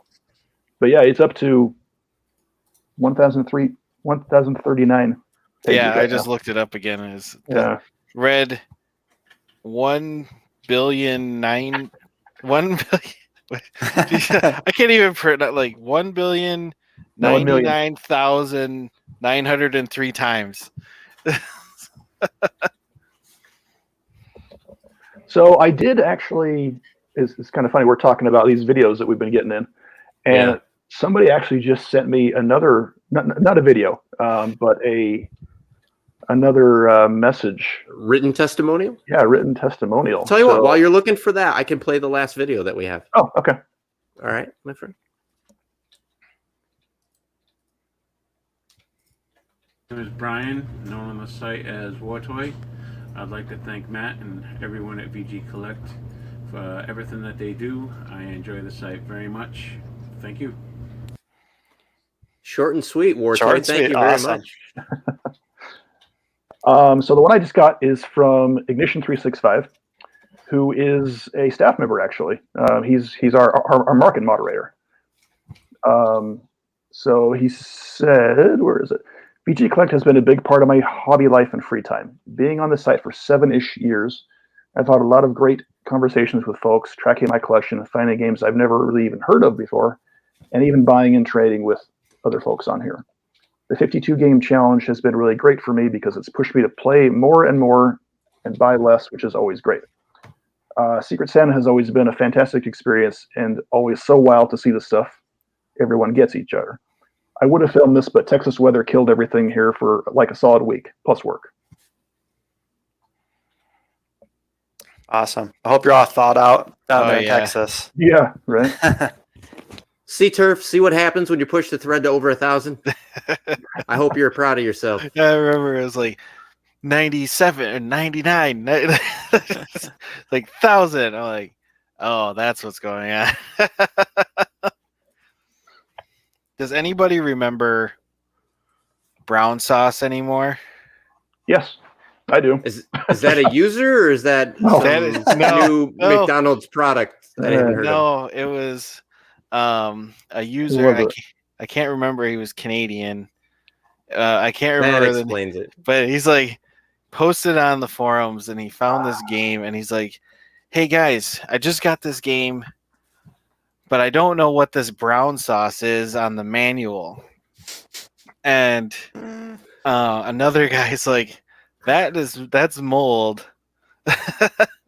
That's mold. You need to throw that away. And then like the entire community like grabbed onto brown sauce for Yeah, like a a while. year, or like it was like a year.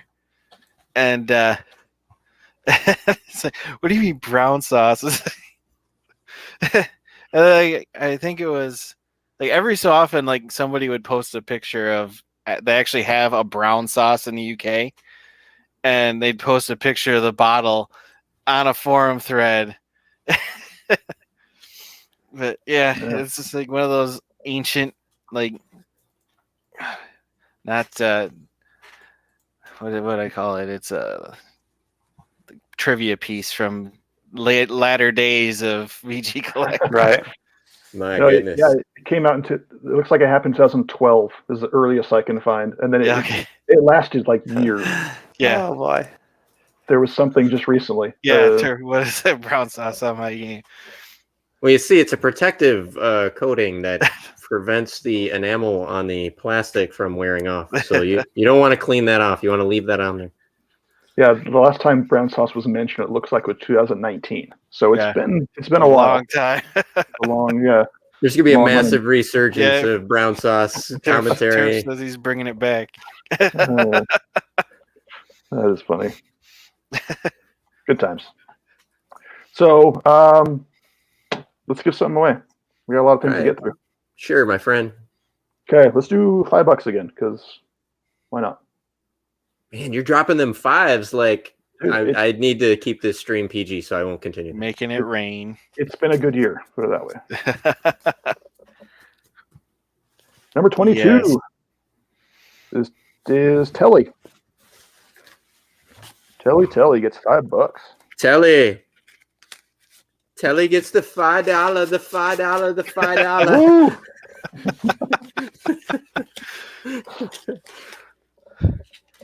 That's literally all the money in my wallet is $5. $5 bills.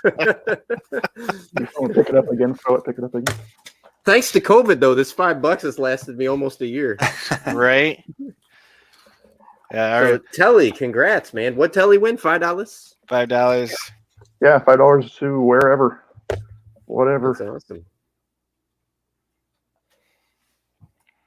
Let's see. Yeah, that's funny. Telly just said in the chat, thank you. You are welcome. He also says he's going to change his name to the form to brown sauce. Yeah. So that's fun. Nice. I'm surprised it's not taken already. Yeah. We'll see. It may be. Somebody was mentioning that this was pre-memes, but you know what? The magic of the internet is nothing is really pre-meme. So it's not too late, folks. It's not too late. Let's see here. Telly's going to buy himself a $5 foot long, courtesy of VGCollect. Folks, friends don't let friends buy games they already own. Use VGCollect.com and protect yourself and your friends from buying games that you already own. VGCollect.com. That's VGCollect. Back to you, Tyler. All right, let's do. We got a lot of things to get through. Let's do another $5 because Yeah. we spent way too much time talking. Let's see. That can't. Oh, you know what? I forgot to hit go live. All this chat's been happening offline. No, I'm just kidding. The next person to win is Biking Jahati, number 2. I don't know how. I'm sure I said that wrong, but also $5. Nice. Biking Jahodi. Good job. Jahodi? Yeah, I'm not sure Jihadi. how to really say that. I don't know, but this sounds Jehudi? jihadi. Let's do another VG Collect Pro subscription. How about that? I'll go one of those in a minute. VG Collect Pro. It's even more valuable now that we know what it does. Yeah, right. That is going to go to number 14, which is Nick Awesome. Nice. That's a Awesome, good. Nick. That's a cool name, Nick Awesome. Oh, that sure is. Let's do another one of those. Number 16, which is Turf. Turf gets a pro subscription. Oh, Turf gets to continue using the site. Yeah. Yay. We can't get rid of them that easily. Does anybody else have anything they want to? Nice job, Turf. What did Turf win again, though? Repeat. What Turf win? Oh, the VG Collect Pro subscription. Oh, nice. Good, my friend. Good, my friend. Yeah, are you already a pro, Turf, or is this new for you? Oh yeah, I should ask that. Yeah. If you're a pro, we can maybe. He's a pro. Double pro. That's it. Turf gets double pro. He's like a bad itch. Do you have another $5 giveaway? Maybe you can swap out his pro. Yeah, for let's a just do $5. that. Yeah, I'll change it then if I know he's already a pro. So we'll just $5. You got yourself $5, my friend. We're giving you 3 times what GameStop will give you for a trade-in. Right. That $60 game you just bought. Just how we roll. Yeah. A week later. Alrighty. Let's give away another game. Yeah. Yes. Game. That's what people are here for. Sorry, Turf, you don't get a game. You got a $5 gift card. I'm just trying to mix it up, Right, yeah. Okay, the next game is the Grandia HD collection for Switch. Oh, Nice. Yeah. Nice. Another one that I know nothing about, so that's fun. It looks like it's a RPG, something that maybe this looks I like got it something on Saturn here somewhere. it looks like it's totally up Cashel's. You better finish that because they're going to finish it for you, and it won't be anywhere near as polite. It's something that Cashel would enjoy. Put it that way. Okay, there we go. It's up his alley, is what you alley. meant to say. Yes, I got sidetracked. There you go. There you go. I'm looking out for our friends. The person who wins this is going to be someone who's already won, so we'll have to do it again. Yeah, Cash will love that game. He really likes RPGs. Number 9, which is Snyder Rec. I'm not sure how you say that. I believe he's a newer member, which would be cool for him. yeah. Let's see. I'm just kind of curious to see because I don't recognize his name off the top of my head. Yeah.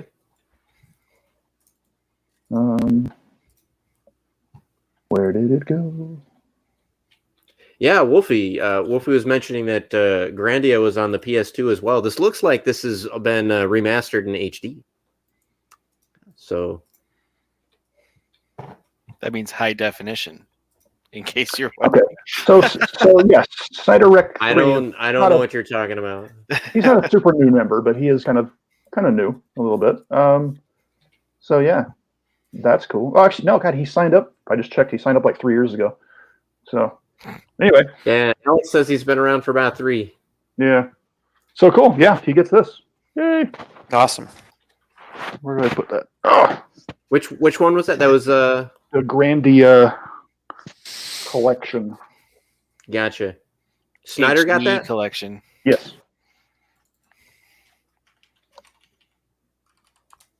Okay.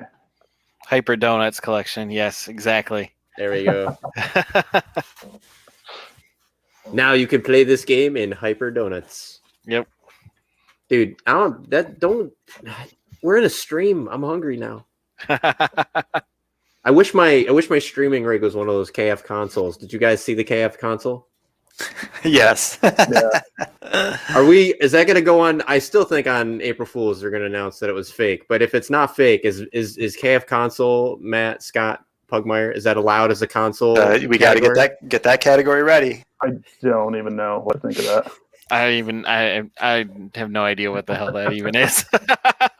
So Kentucky Fried Chicken has been announcing that they did a partnership with Cooler Master, and in their partnership with Cooler Master has like a whole site and everything for it. It's a gaming PC with like an NVIDIA GTX 3070 and everything. Like it's fully pimped out for 4K gaming and streaming. But there's a heating section there where you can pull out this tray and you can put your KFC order. It's not just a heating section; it's a chicken chamber. Oh. Yes, I apologize. You're right. It has a chicken chamber, and it can't cook chicken, but it can keep the chicken heated so that you can reach in there, grab some nice steamy popcorn chicken or maybe chicken fingers or whatever while you're playing Call of Duty, because everybody knows that gamers just love having fried chicken greasy fingers all over their controllers. Now I think I've seen something about that, and I like totally blocked it out of my mind because it's like, that's fake. Move on. We're done. My son told me about it, and I feel bad because my son told me about it, and I was super impressed. Like I thought for sure he was just making stuff up. Yeah. And so I'm like, buddy, you got to be a little bit more. Come on, this is so ridiculous. It can't possibly exist. Like, you have to tell a little bit of a story and everything. There's no like Cooler Masters, dude. I'm like, you gotta kind of work a bit more on the backstory. So I go and I look in Apple, like the stock app, and it's like KFC announces partnership with Cooler Master and KF Console. And I'm like, oh, what the literal hell? I'm like, son, how did you hack Apple? Now I'm getting impressed. And he's like, no, Dad, it's a real like they actually, at least if it's fake, like KFC and Cooler Master are both participating in it. I didn't make it up myself. And then sure enough, it's on Twitter and everything. Hey, I will be right back. My computer's going to die, so I got to get the cord for it. So while Tyler is gone, maybe Matt, and it sounds like we got a little bit of one of these a bit earlier, but are there any? We talked about like maybe the scariest time with VGCollect, losing all the data and having to start over and that kind of thing. But has there been what for you has been like, this is the peak of like my VGCollectum, like, what's your fondest memory of VGCollect if you have one? I don't know if I don't know if I could pinpoint a fondest memory. I mean, I keep talking about community. I mean, this thing was like such a part of me for so long that it left a void when I couldn't do it anymore. And I think one of the things that's just like exciting and kind of just fun about it is that I don't think like VGCollect has peaked. You know what I mean? Like there's still so many different places it could still go, especially as technology, improves. So with the right resources, VGCollect, outside of the community stuff from a technology standpoint can continue to grow and just become like a much, much, much like more full-fledged product, I think. So yeah, it's been fun. I used to I would look forward to working on it. Those weekly time meetups with Scott were fun, and it was a labor of love. I was doing it in my free time, when I had full-time jobs and, balancing other projects and hobbies and whatnot. So it's when I first, saw that name Turf pop up on the screen, single tier emerged. And I think I remember like you were unreachable for a while there. You just kind of had to you're so overwhelmed with emotion from seeing Turf 1218. Haven't been the same since. Haven't been the same. No, I think I guess what I got from that, Matt, and if I'm taking too much liberty, let me know. But what I kind of got from that was that you really appreciate that you were able to build something that can kind of, I think lots of folks dream of like becoming immortal. And not a lot of us always get to achieve it, or we achieve it on like Failblog or something like that, right? But I think that there's going to be lots of folks that will be remembering the origins of VGCollect and where it kind of started and what it grew up from, especially now that we've got a little video vignette of the history and we're celebrating the 10th anniversary and stuff. So even folks that are coming in now are going to be like, hey, this is where Yeah. is where it kind of began. Matt and Scott, Tyler, and stuff. So appreciate everything that you've done, and I think that's a good thing to be. I think that's a good kind of thing to have be your favorite. The fact that you built something that can kind of go beyond what you ever initially imagined it could be. Always been proud of it. Always been proud of it. So that, and that's something that, I like I said, I miss it desperately just because of, it was such a big part of me, and it was almost like handing off a child. Yeah. But it definitely just had to be done, just because I could not maintain it anymore. And it's not gone. It's just your kid moved out of the house and went to college. So now he's raiding some other fridge. Yeah, exactly. So now everything in that KF console, what do we call it? The chicken chamber. The chicken chamber. That's all for you, buddy. It's all yours. Tyler. Yo. We ready to give away another game? Yeah. Sorry, I had to put that cord. No, that's okay. I didn't mean it like that, my friend. I just No, I had to unplug my lamp, so my light's a little off. I can keep talking about chicken chambers. That's fine too. So let's do another VGCollect Pro subscription. We haven't done enough of those yet. Excellent. So this one's going to be, that person's already won. Why is this? It's getting down to the point where we've gone to a lot of people. So Silver Bow, number 10. He actually might be a Pro subscriber already too. I'm not sure. So I'm just going to put that down and we can work it out later. But gotcha. Okay. But yeah. Oh, excuse me. You built those shelves behind you yourself, didn't you, Tyler? No, I didn't. My memory failed me. No, I thought you were industrious. I am, but I didn't buy those, or I didn't build those. Okay. Those are. They look good either way. They're very nice. I built my shelves. It came in a cardboard box, and I assembled it. Oh yeah, I guess that's true. Yeah, they're from IKEA, so I did build them. That counts. That counts for both of you. That's totally fine. I didn't think you literally milled the wood and all that other stuff. All right, let's do another $5. Sure. $5. Going to number 31. The last person to join is Azure. I think I said that right. $5. Okay, I think we're about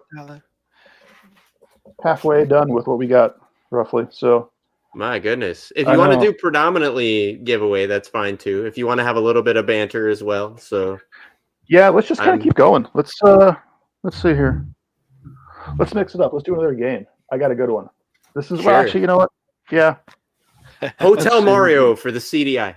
No, these are all new games. They're not like my old shit. This is like, these are all like new things. I would take. Did you see on? Oh, I did it as a separate feed. I actually got CDI games. True story. I got CDI games for Christmas from Secret Santa.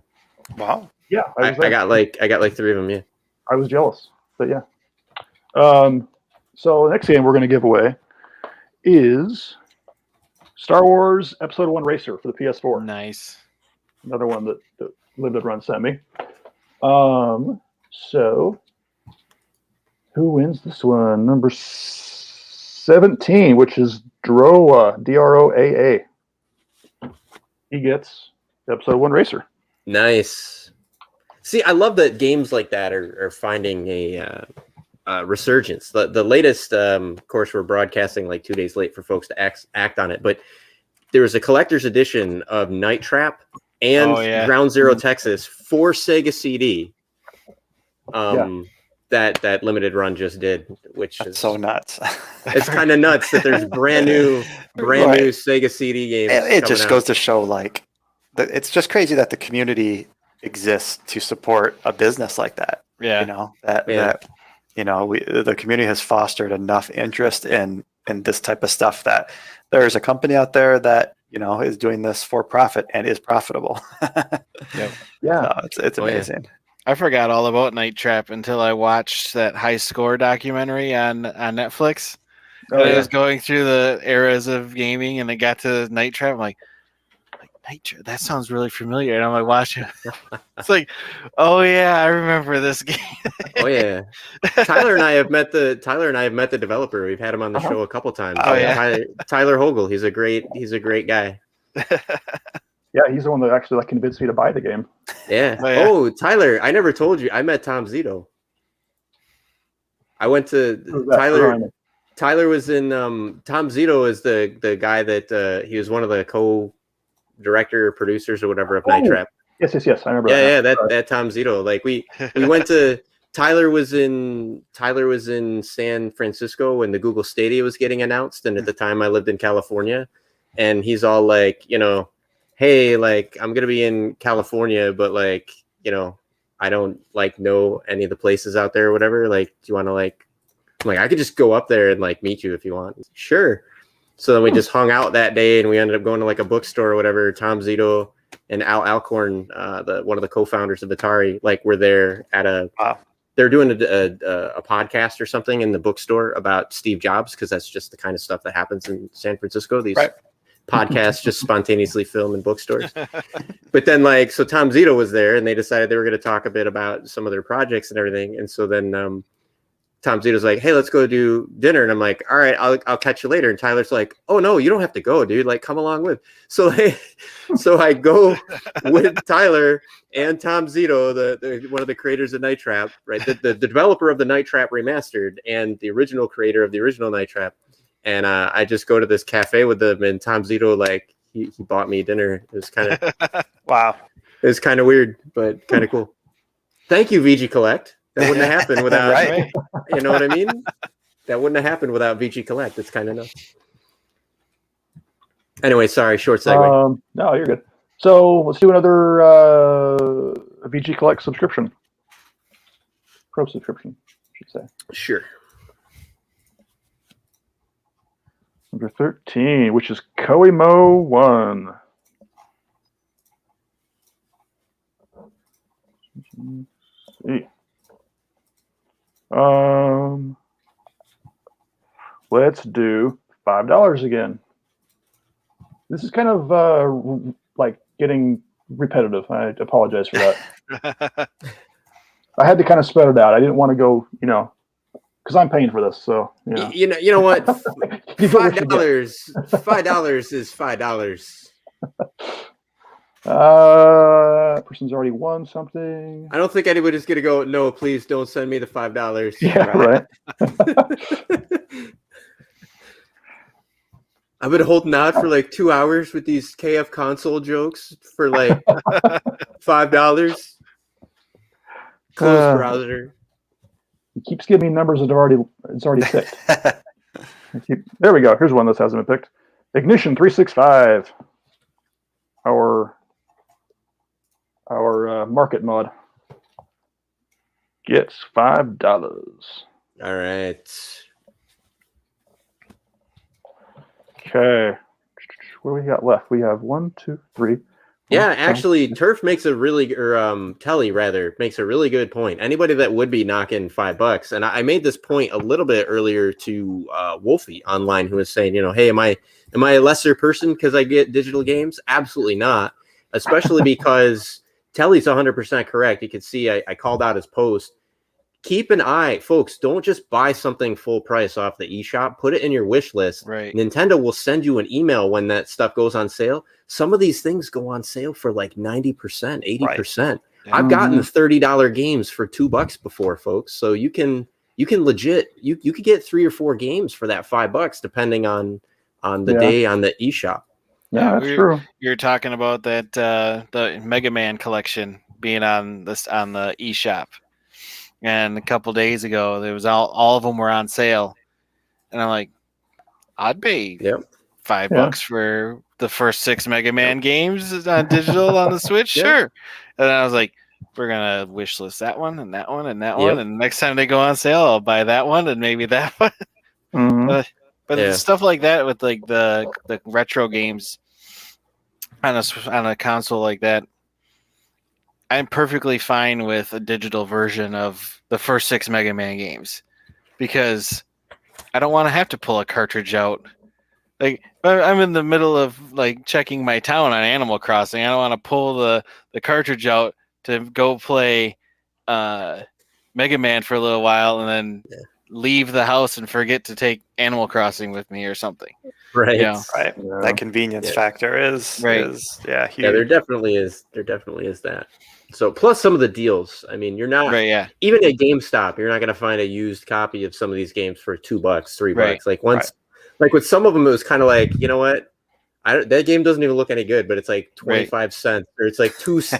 I've literally seen games on sale for like 2 cents, and I'm like, just fine. It's in the cart. Like, okay, like that's Xenoblade 2 Torna.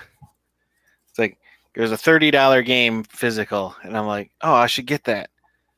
By the time I got around to actually buying it, it was sold out everywhere. And now it's selling for like $70 or $100. Yeah. With everything. And I'm like, well, I'm going to buy that one on digital because I'm not shelling out the 30, the 3 times as much what the cartridge originally was. It used to be the only deals like that you could get were on old Madden games. All too MLB Show 03.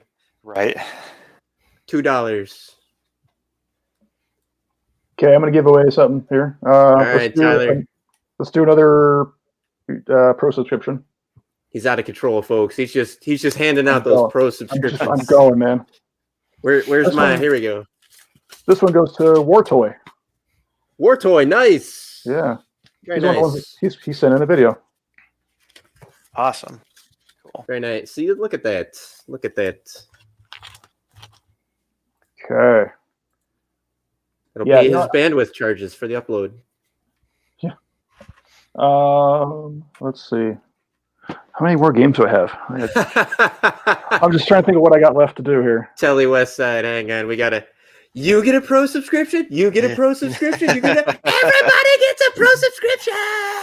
I know. That's what I'm trying to avoid doing, but it's like... Everybody does not actually get a pro subscription, by the way. That was a joke. No, I'm not going to give away all of them. But Tyler's like, we've got all these games to give away. I'm not giving those away. I'm keeping those. You guys all get pro subscription. No, I'm giving everything away. I have this 30-pound box of limited run games. You all get $5. No. So the last 2 games I've got, I have 2 games left. Right? Yeah, 2 games left. They're both they're both really good games. They're both really good prizes. So I want to hold them till kind of towards the end, even though we don't still have Jason yet. I don't know what happened to him.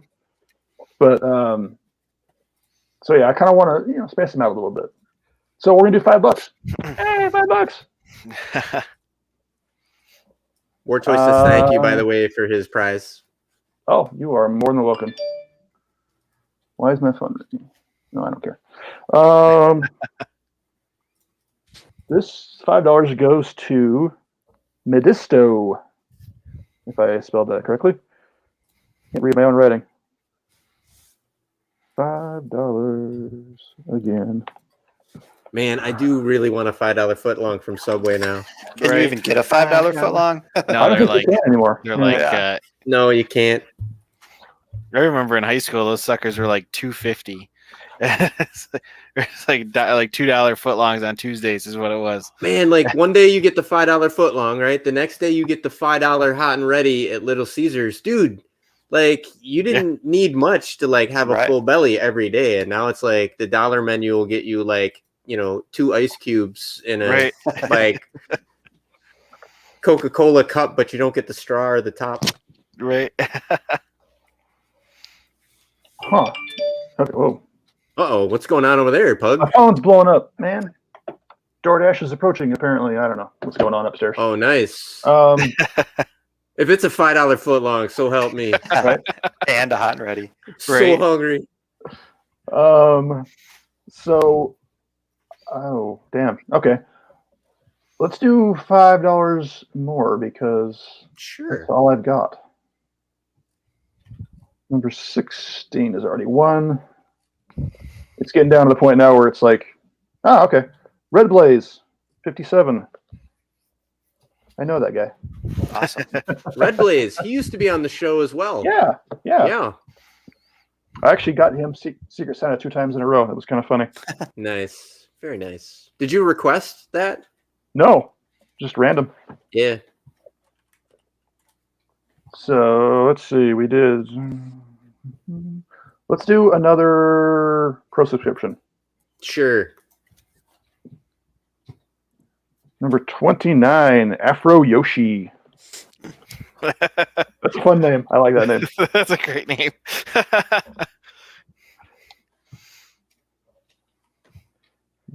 Okay, we're getting down to the end here. Let's do $5. $5. They've already won. People have some opinions about Subway, apparently. Justin 8301 gets $5. Who is that? One more time. Justin 8301. Justin 8301, my friend. I kind of feel like you're announcing lotto numbers at the same time. I know. Okay, let's see. I'm gonna make sure I haven't gone over my budget here. 1, 2, 3, 4. Yeah, who in the chat? Anybody in the chat? Who in the chat has not won anything yet? How much money you got in your wallet, Tom?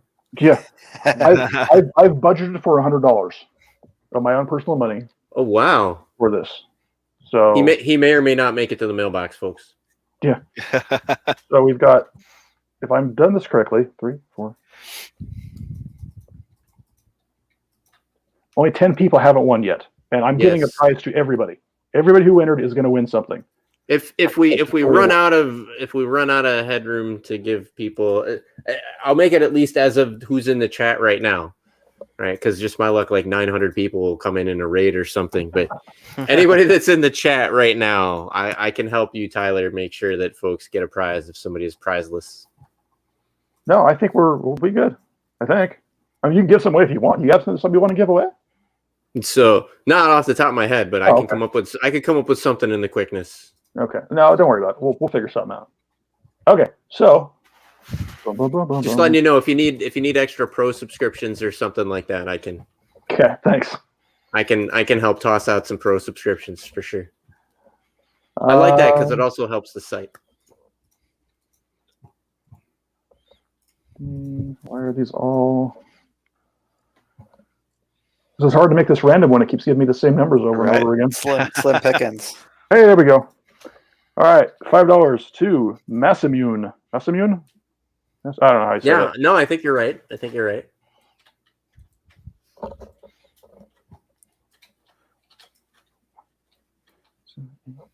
And that was $5, or that was a $5. $5. Again, I can't emphasize enough, folks. eShop, man. You seriously, you'll get like 2-3 games. eShop, easy. Okay, let's do $5 more. We're on a roll. Sweet. No.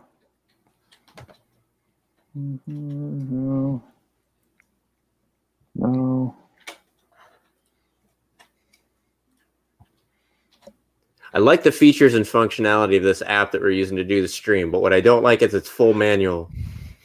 So if I get lost, I'm $5 goes to Emperor Dragon. Emperor Dragon, $5, my friend. You get a hot and ready $5 pizza. Well, you can. That's one of the many things you can get with your $5. Are they even $5 hot and readies anymore? I'm sure that's. I think they are. I don't know. Still are. It might be like $5 ready, $7 hot and ready. Right. $5 cold and wet. Right, exactly. Let's see. You need your Little Caesars console to warm your pizza. Right. Let's see. $5 goes to Cashel. Cashel, there we go. Cashel gets some cash. Okay. That's very fitting. Yeah. All right, let's do a pro subscription. We're getting down to the end here. Down to the end. Undertaker Prime. Oh, that's a hell of a good name too, by the way. Undertaker Prime gets a pro subscription. It's like a mix between pro wrestling and Metroid. Right. I was thinking Optimus Prime, but either way. Oh yeah, that could be Maybe Transformers as well. Undertaker Prime, congratulations. All right. So, What? yes. What's happening? Well, they've really announced it. Oh, okay. Rose, they've really announced it, and Cooler Master corroborates it. But I'm still holding out for pre-orders. Never went live, and they announced it in December. So I think it's just an elaborate PR stunt that I think is going to culminate on April 1st. The KF console there. All right. So, what was I in the middle of? Okay. Pro subscription goes to Bad at Chaos. Bad Tacos. You get a pro subscription. Bad Tacos. My friend. I feel like he might have one already. I'm not quite sure. He might. Now, Turf was saying a little earlier, like a 2X Pro badge. Is there such a thing as a 2X, 3X, 4X Pro badge? I don't believe so. We could probably make one. I feel like at some point I did make some additional badges like that. I don't remember ever designing any kind of extra pro badge or nothing. Yeah, in the badge system. That's something we can drop into the suggestion box. If nothing, not for nothing, you guys. You know that collectors can't stand to be outdone by someone else. So you could probably just keep making badges, and people would just keep giving you $10 for like. That's a very intentional decision early on. We would brainstorm badges for hours on end. Like how many badges do we need for collection totals? And we're like 5,000 should be enough, right? Yeah. Oh yeah, I remember. Yeah, we used to come up with all kinds of badges that never didn't go anywhere. But yeah. Yeah, because I got burned out and was like, like I can't Photoshop all these guys. Ignition says, Tyler, just in case you don't have to do it here on the show, but Ignition 365 says that if you want later on, if someone else is cool with it, you can swap. You could swap them a pro for the $5 thing. It's up to you. So if somebody else says, "Hey, I already got a pro, I don't need it." Oh, gotcha. Okay. Or something, right? I'll be sending everybody a PM in the next probably couple weeks. It's going to take some time to get through this, but I'm going to mail out the physical games as soon as I can, and then I'm going to contact everybody else to kind of go through all the process with them. But all right, we have a brief. You have to make a call here, Matt. If the key Rose asks if the KF console is real, would you buy it? I'm going to go with my gut feeling and say no. All right. Not interested in the chicken chamber. No. What about you? No. As much as I love KFC, it's not something we can really eat in this house because my girlfriend can't handle it at all. Like it makes her sick instantly. So no chicken chamber for me either. What about you, Tyler? No, I can't. I honestly I can't see myself getting into that. I mean, I don't. Yeah, it doesn't seem like I'm not a big PC gamer anyway. Yeah, it just doesn't seem like something that I need, want, or can use. So also, what about the like greasy fingers eating the chicken and then touching your keyboard? Yep. Yeah, that's an issue. I do have to say I don't need. I probably wouldn't use. And I also get sick from KFC. But I'm getting one day one if it exists. I absolutely appreciate the novelty of it, and the recent KFC marketing efforts have been fantastic. There's only 2 restaurants I would buy lame ass attempts at a console from. One of them is KFC. The other is, you could probably guess, Taco Bell. Yeah. If Taco Bell said that they're making a super burrito console or something, I would order 2. But okay, so back on track. We're almost done, guys. We're right there. I know I got to get out of here too. So, VG Collect subscription goes to Zapman, number 23. Okay, so that leaves us 4 people. Okay, we're getting down to the end. Let's do $5. Zach says that there should be a badge for badges. I think there was supposed to be a badge for badges at one point. Badge. Let's see here. $5 to JDKW50. JDKW50. Not only did you just win, but dude, that guy, he can help you fix a squeaky gate like you would not believe. Okay, so now we've given away all the $5, all the VG Collect subscriptions. You've given away half the games. All we have left. Wow, we only gave away half the games. We have 2 games, 2 games left, and our super special grand prize here. So they're throwing down in the chat now about like they're speaking all kinds of blasphemy now. Somebody just said Popeyes is greater than KFC. We're gonna, folks. We don't get political on the show. Popeyes is different than KFC. That is maybe. We appreciate diversity and differences. Okay, this game is a Switch game. I've never played it. I've heard great things about it.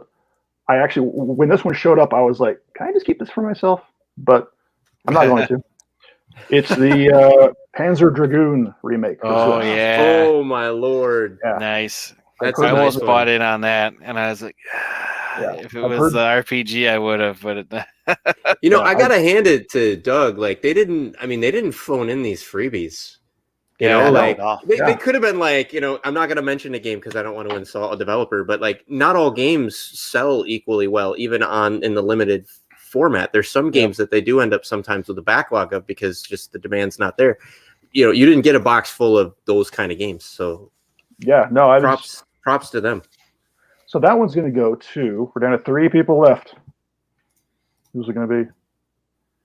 It's going to go to Dahabi, Dhabbi. Cool. Congrats. He gets Panzer Dragoon. Nice. Panzer Dragoon.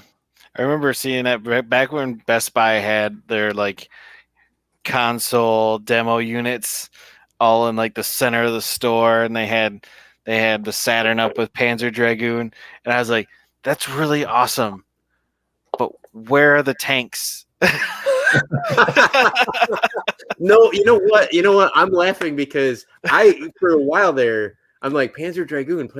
Like people are really into these old war games, aren't they? Like and then I see him like, what's the dragon doing on the right? This is a very different game than I shouldn't have missed out on that one. Yeah. No, you're not the only one that thought they meant a different Panzer. Okay, so our last game. I actually have to get up to get this game because it's huge. The box is huge. Nice. I mentioned they sent me a big box. This is why. They sent him an entire bowling alley, folks. I was seriously shocked when I got the box. I was like, what the hell did they send? My goodness. Can't wait. You piqued my interest. Some of those limited run games, collector's editions are insane too. So Scott, while he's grabbing that game, real quick question for you. Yeah. Is there a particular title on VGCollect that has caused the most controversy? Oh man, I don't remember as far as like. I remember back in the day, as far as like how granular do we want to be, as far as like the difference between like 3-screw and 5-screw Nintendo games, right? Yeah. Like do we want to note that this is a 5-screw game? Do we want to note that this isn't? I think the biggest problem was back when we were going through whether or not DLC deserves to be in the database or not, and it was a huge staff like back and forth over. It's just digital downloads for stuff. It's not an actual expansion pack. Like it's not like the Dead or Alive costumes alone would be like 90% of the site overnight. It's like, do you want to have like all of the racing pack, like the vehicle packs for Burnout Paradise or whatever? Right. You know, but like the expansion for like throwing a ball for Diablo 2 can be in the system because it had a physical release and all that. So it's like, where do you draw the line as far as expansion content goes, and does digital stuff? That was like probably the biggest early thing Gotcha. But you didn't have a that I problem can with like, remember. 900 variants of Mario Duck Hunt or anything like that, where people Right, were like- arguing. Like There's the variants as far as like the Mario Duck Hunt and Track and Field, like those we always were like, these are different units. If it came with the Track and Field mat or if it was separate. And then there was the gray gun versus the orange gun, which the gray gun is way better than the orange gun in all reality. But like anything that was bundled together, no problem. But it was like small stuff like, does it matter if it's 3-screw Castlevania 1 or if it doesn't matter if it's 5-screw Castlevania 1? To me, it matters that it's 3-screw and 5-screw because I have to have both of them. And I do. Right. But but I'm not. But as for like, even for my own collection, it's like I have a boxed copy of Castlevania 1. I don't remember which version is in the box, but I only need one of the box. I don't need to have 3 boxes of the thing. So to me, it was like, I don't really know if it really matters. But then when we got into the community and they're like, oh no, it matters. Yeah, I didn't know that, for example, there were multiple variants of the Super Mario 3, things like that. And then, like you said, collectors get very particular. Some of them, like some of them are like, I have TMNT2 with and without the free Domino's Pizza coupon commercial, sticker on the front of the box. And then they'll even know like what SKU of the game goes with which box. And they're like, bro, I just wanted to play Ninja Turtles. Dragon Warrior. Dragon Warrior was a big thing. Oh yeah, I remember because that. of the different Okay, the spine label on Dragon Warrior is different colors. Like mine's like the golden yellow one, but I guess there's like a mustard one too. And there's a gold one too, I think. What do we say? Yellow, gold, and butterscotch. I think were what we came up with. Yeah, and we're like, does this really matter? Well, yeah. Well, one version came with the Nintendo Power subscription. One was like the actual retail one. Oh yeah. And I'm like, well, I know I had the yellow one from the Nintendo Power subscription, so that must be the Nintendo Power version. And that was I gotta say, that was VGCollect did help me solve that mystery, because I was like, how the hell, I don't remember how I got Dragon Warrior, because it's not anything my parents would have bought or whatever. But back in the day, I paid for my own. I worked like odd jobs and stuff, and I paid for my own Nintendo Power subscription. Yep. And that I totally I'd always had this game and never really remembered where the heck it came from. It was kind of like mystery game. Dragon Warrior was my first role-playing game because of the Nintendo Power subscription. Very same. Yeah, very same. And like I've never played NES Final Fantasy. Like the first Final Fantasy game on an NES ever. Never played it on the NES. My first foray into role-playing games was walk up, open the menu in Dragon Warrior, hit stairs, go down the stairs, walk to the door, slowly press the button for the door. Right. And but yeah, so I didn't get into like a Final Fantasy game until Super Nintendo. But so it was that was like my first but yeah, as far as like the granularity and DLC versus boxed expansions, I think that's probably the biggest thing I remember. The biggest thing I remember arguing about in the staff chat, and then we opened it up to the forum, and then that exploded, and everybody's like, "It's got to be in there." So, all righty, Tyler, back to you, my friend. Okay, we're getting down to the wire here. We got 2 things left, 2 people left. Ooh. So the final game. There's another one that I honestly didn't really know anything about. So once I got it, I started looking up some information on it because it's weird. It's interesting. I was like, what the hell is this? And it's apparently pretty valuable. On eBay, it goes for anywhere from like $150 to there's one listing for like $1,000. I don't know if anybody's gonna buy it, but it is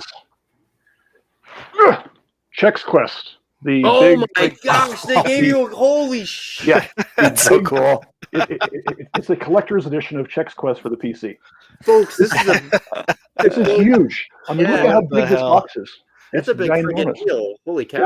Yeah. And it comes and by the way, this Josh, replicate cereal box. with the nutrition facts, contents. Nice. Josh at Limited Run was so excited too about the fact that they were able to actually bring. I mean, what's amazing is they've now been able to bring back games that no one ever thought, like Chex Quest.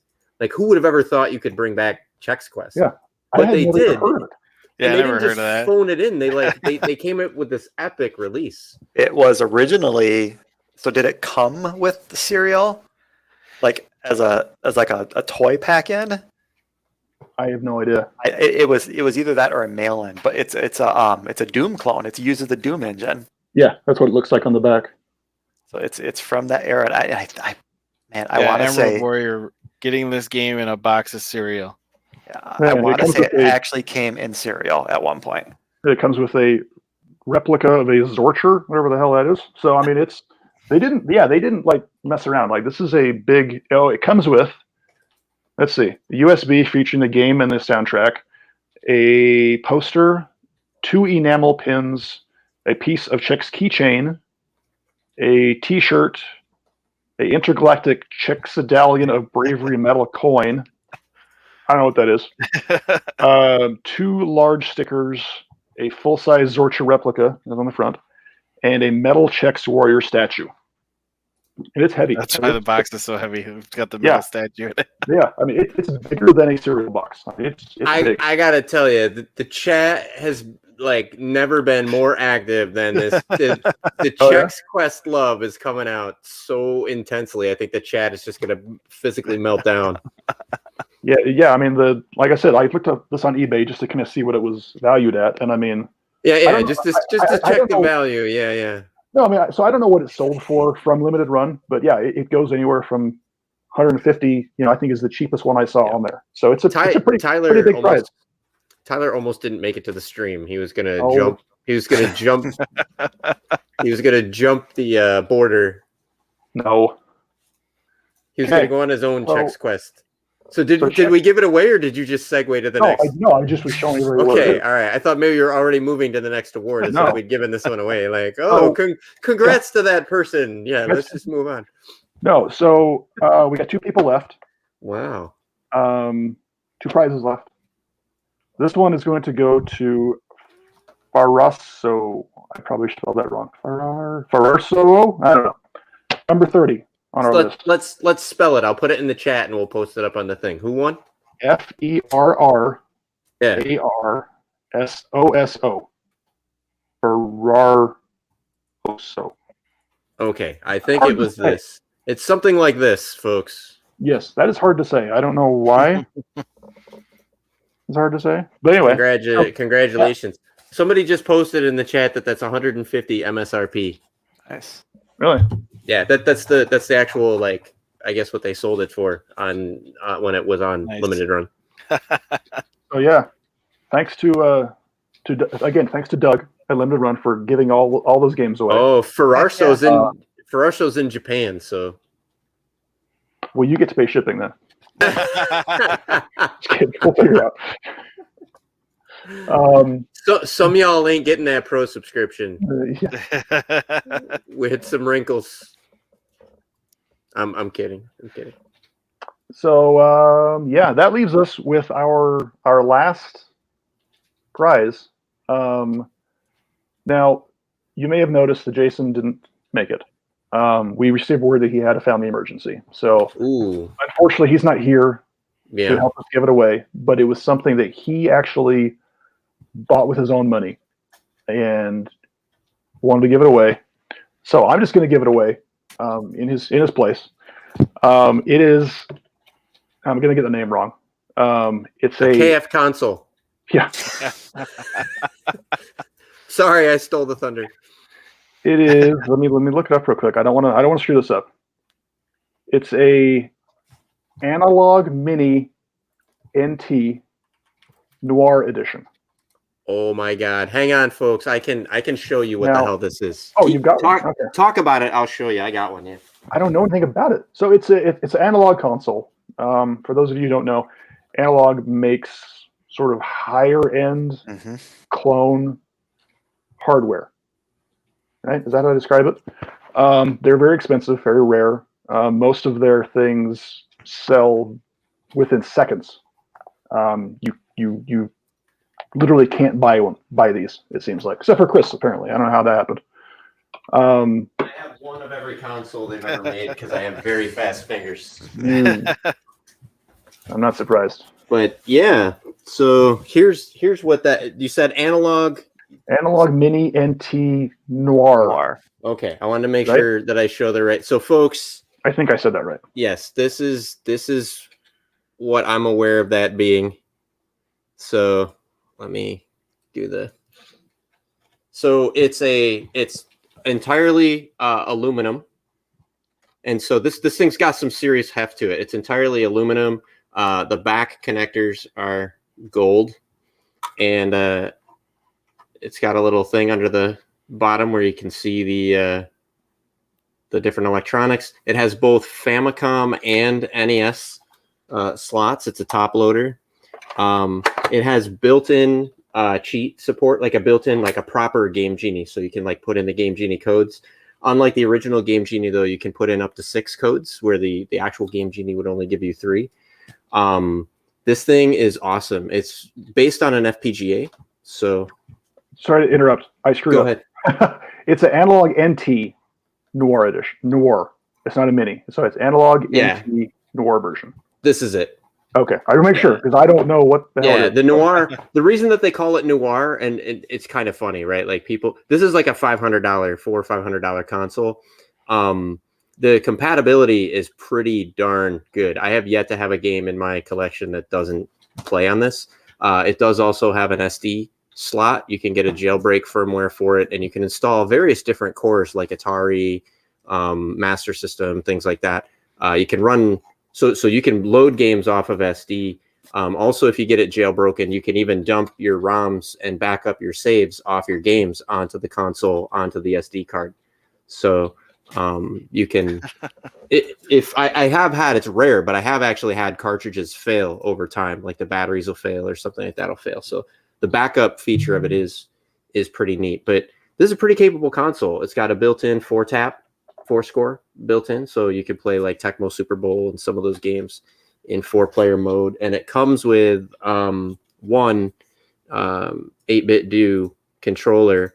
I know that original NES only had 2 buttons, but the top 2 are turbo. Actually, those 2 black buttons are turbo fire for B and A.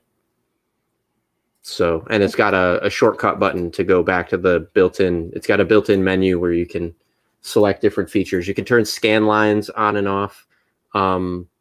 And like I said, it's got the output is HDMI. So that's a pretty those sweet. things are slick. Just super high quality awesome. build. The machining and everything is just like top notch. Oh yeah, you couldn't tell while I was holding it up, but like this is a hefty console. This is pretty heavy actually. Like anybody that got like a Retron 5 or any of the clone consoles where you grab it and you're afraid to like press. You're afraid to hold the console while you put the cartridge in because you're afraid you'll like put your hand through the console. This thing, like, be careful. If you drop it on your foot, you're going to the hospital. This will be fine. Your foot probably needs like a cast. Reconstructive surgery. It's pretty intense. So Analog NT Noir, huh? Yeah, that's what he told me. So hopefully he actually has it. People were upset that this is more of a gunmetal gray than a black. And they're like, noir means black, but it's gunmetal gray. It's like, wait, so you're like, did it not play your games? Like, what's Great. I was to understand. So, for those of you who are still paying attention and keeping track, that goes to, because he's the last person on my list, Cartagia. Wow, holy cow. Yeah. Good job, Cartagia. Yeah, Congratulations. Awesome. Now the list, how is the list compiled? People had to sign up for that, or people had to... Yeah, there's a list in the forums. Okay. People signed up. I just assigned them 1 through, 31, I think, is the last person to sign up. Nice. And I just did the random number generator, and except for the last, I just did, Yeah. and pick from there. So Awesome. I hope everybody is okay with your free stuff. If not, tough, It's rough. No.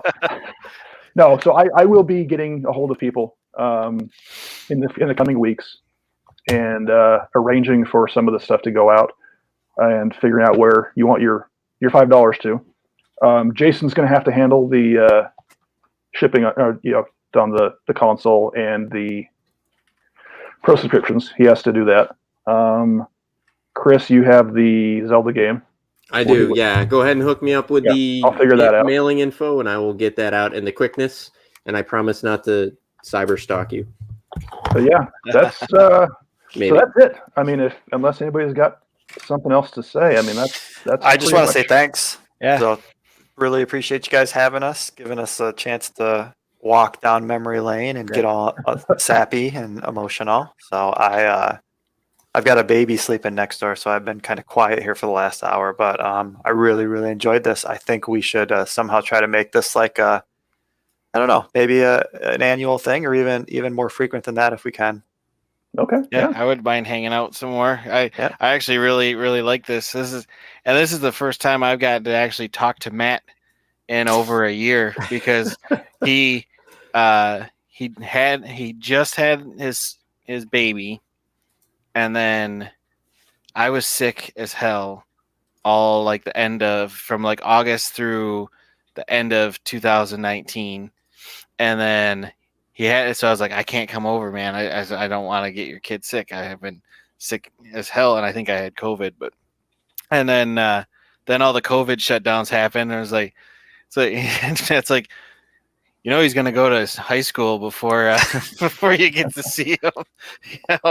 Hey, it's been a weird year for everyone, so yeah, I hope this nice little, it was great to talk about everything and see all the community that really appreciated all the stuff that we started, and haven't really had a hand in lately, but you can see it's really moving forward and still growing, because you don't think when you first start out, you're sitting at a restaurant talking about starting a collection website, you don't ever think it's gonna go anywhere. Like there's many nights we sat in B-dubs like talking over this whole idea, and now to see that there's all these people that just like are in it, like deep in it, and still like keeping it going, it's amazing. Yeah. That's awesome. Yeah, I think that's great. I know there's a lot of folks kind of panicked when the first announcement went out. Hey, there's gonna be a special announcement. Oh, sorry. Go ahead, Tyler. I almost forgot. Jason had an announcement. He was the one that had the big news. Yes. Oh, I'm glad I rambled about that. Go ahead. What's the big news? I don't know if I can tell. Like, he has the news. Like, he's the one that was like, hey, he's like, hey, I'm working on something huge. Like, it's almost ready. And I'm like, okay, cool. Be on the stream. And now he's not here. So stay tuned. I don't know. I don't want to give it away. He finally finished the design for the flux capacitor. Yeah. No, I feel bad because I kind of ramped it up and made it a big deal, and now I can't even say anything. I think giving away an amazing console at the end is a pretty big deal. I think that's So, but there will be news. I promise. I don't know exactly how it's going to come out, but there's something big coming that people have asked for a long time that I really think that people are going to enjoy. Cool. Awesome. We're going to finally get those salsa dance video out of that, all the different inspirations we had for different shows, opportunities to I never would have imagined that signing up for a video game collection website and going into a forum would, put me sitting across from the creator of Night Trap. So that was like both old and future, right? Like the original one and the remake, which is kind of like surreal. And then, some of the other friendships and stuff made from there. So folks, I know the reason that I mentioned earlier, so I want to leave folks with this kind of like message of hope. Like, I know when the first thing came out, hey, there's some news, etc. A lot of folks were like, oh man, is it going to shut down? Is it this? Is it that? Like people kind of like jumped right to like, oh no, please not bad news. But I think one of the things that's been kind of established is that VGCollect doesn't just have a hell of a community, but it's an active community. It's a community of participants, and it's a community of contributors. And one of the things that I think is pretty nice is that even as the discussion, said like, well, could this be happening or that be happening? Almost before it could go doom and gloom, a couple people threw down with like, just send me a PM. Like, if that's the direction things are going, like talk to me before you let anybody throw the switch, because there were people ready to throw down and kind of make sure that VGCollect still had life, and I'm one of those people. So so folks, we got a good community, but it's ours to kind of keep. So let's take good care of it. Let's continue to keep the forums to be a place that people can feel welcome and people can feel happy and excited to be there. They can be part of a community. And let's try to make sure that we don't put the mods through too many edits on all that Team Ninja DLC. That's right. So cool. Yeah. So thanks for hanging out with us. Yeah. Thanks again, guys. Yep, thanks everybody watching too. I mean, I'm definitely. I'm glad that so many people were able to participate. I'm glad that so many people were able to sign up and wanted to sign up. It's been fun. I really enjoyed doing this. Absolutely. And folks, if there's another one, you will find out in the VGCollect forums. So we will go offline now, but we will see you there. Take care. Bye.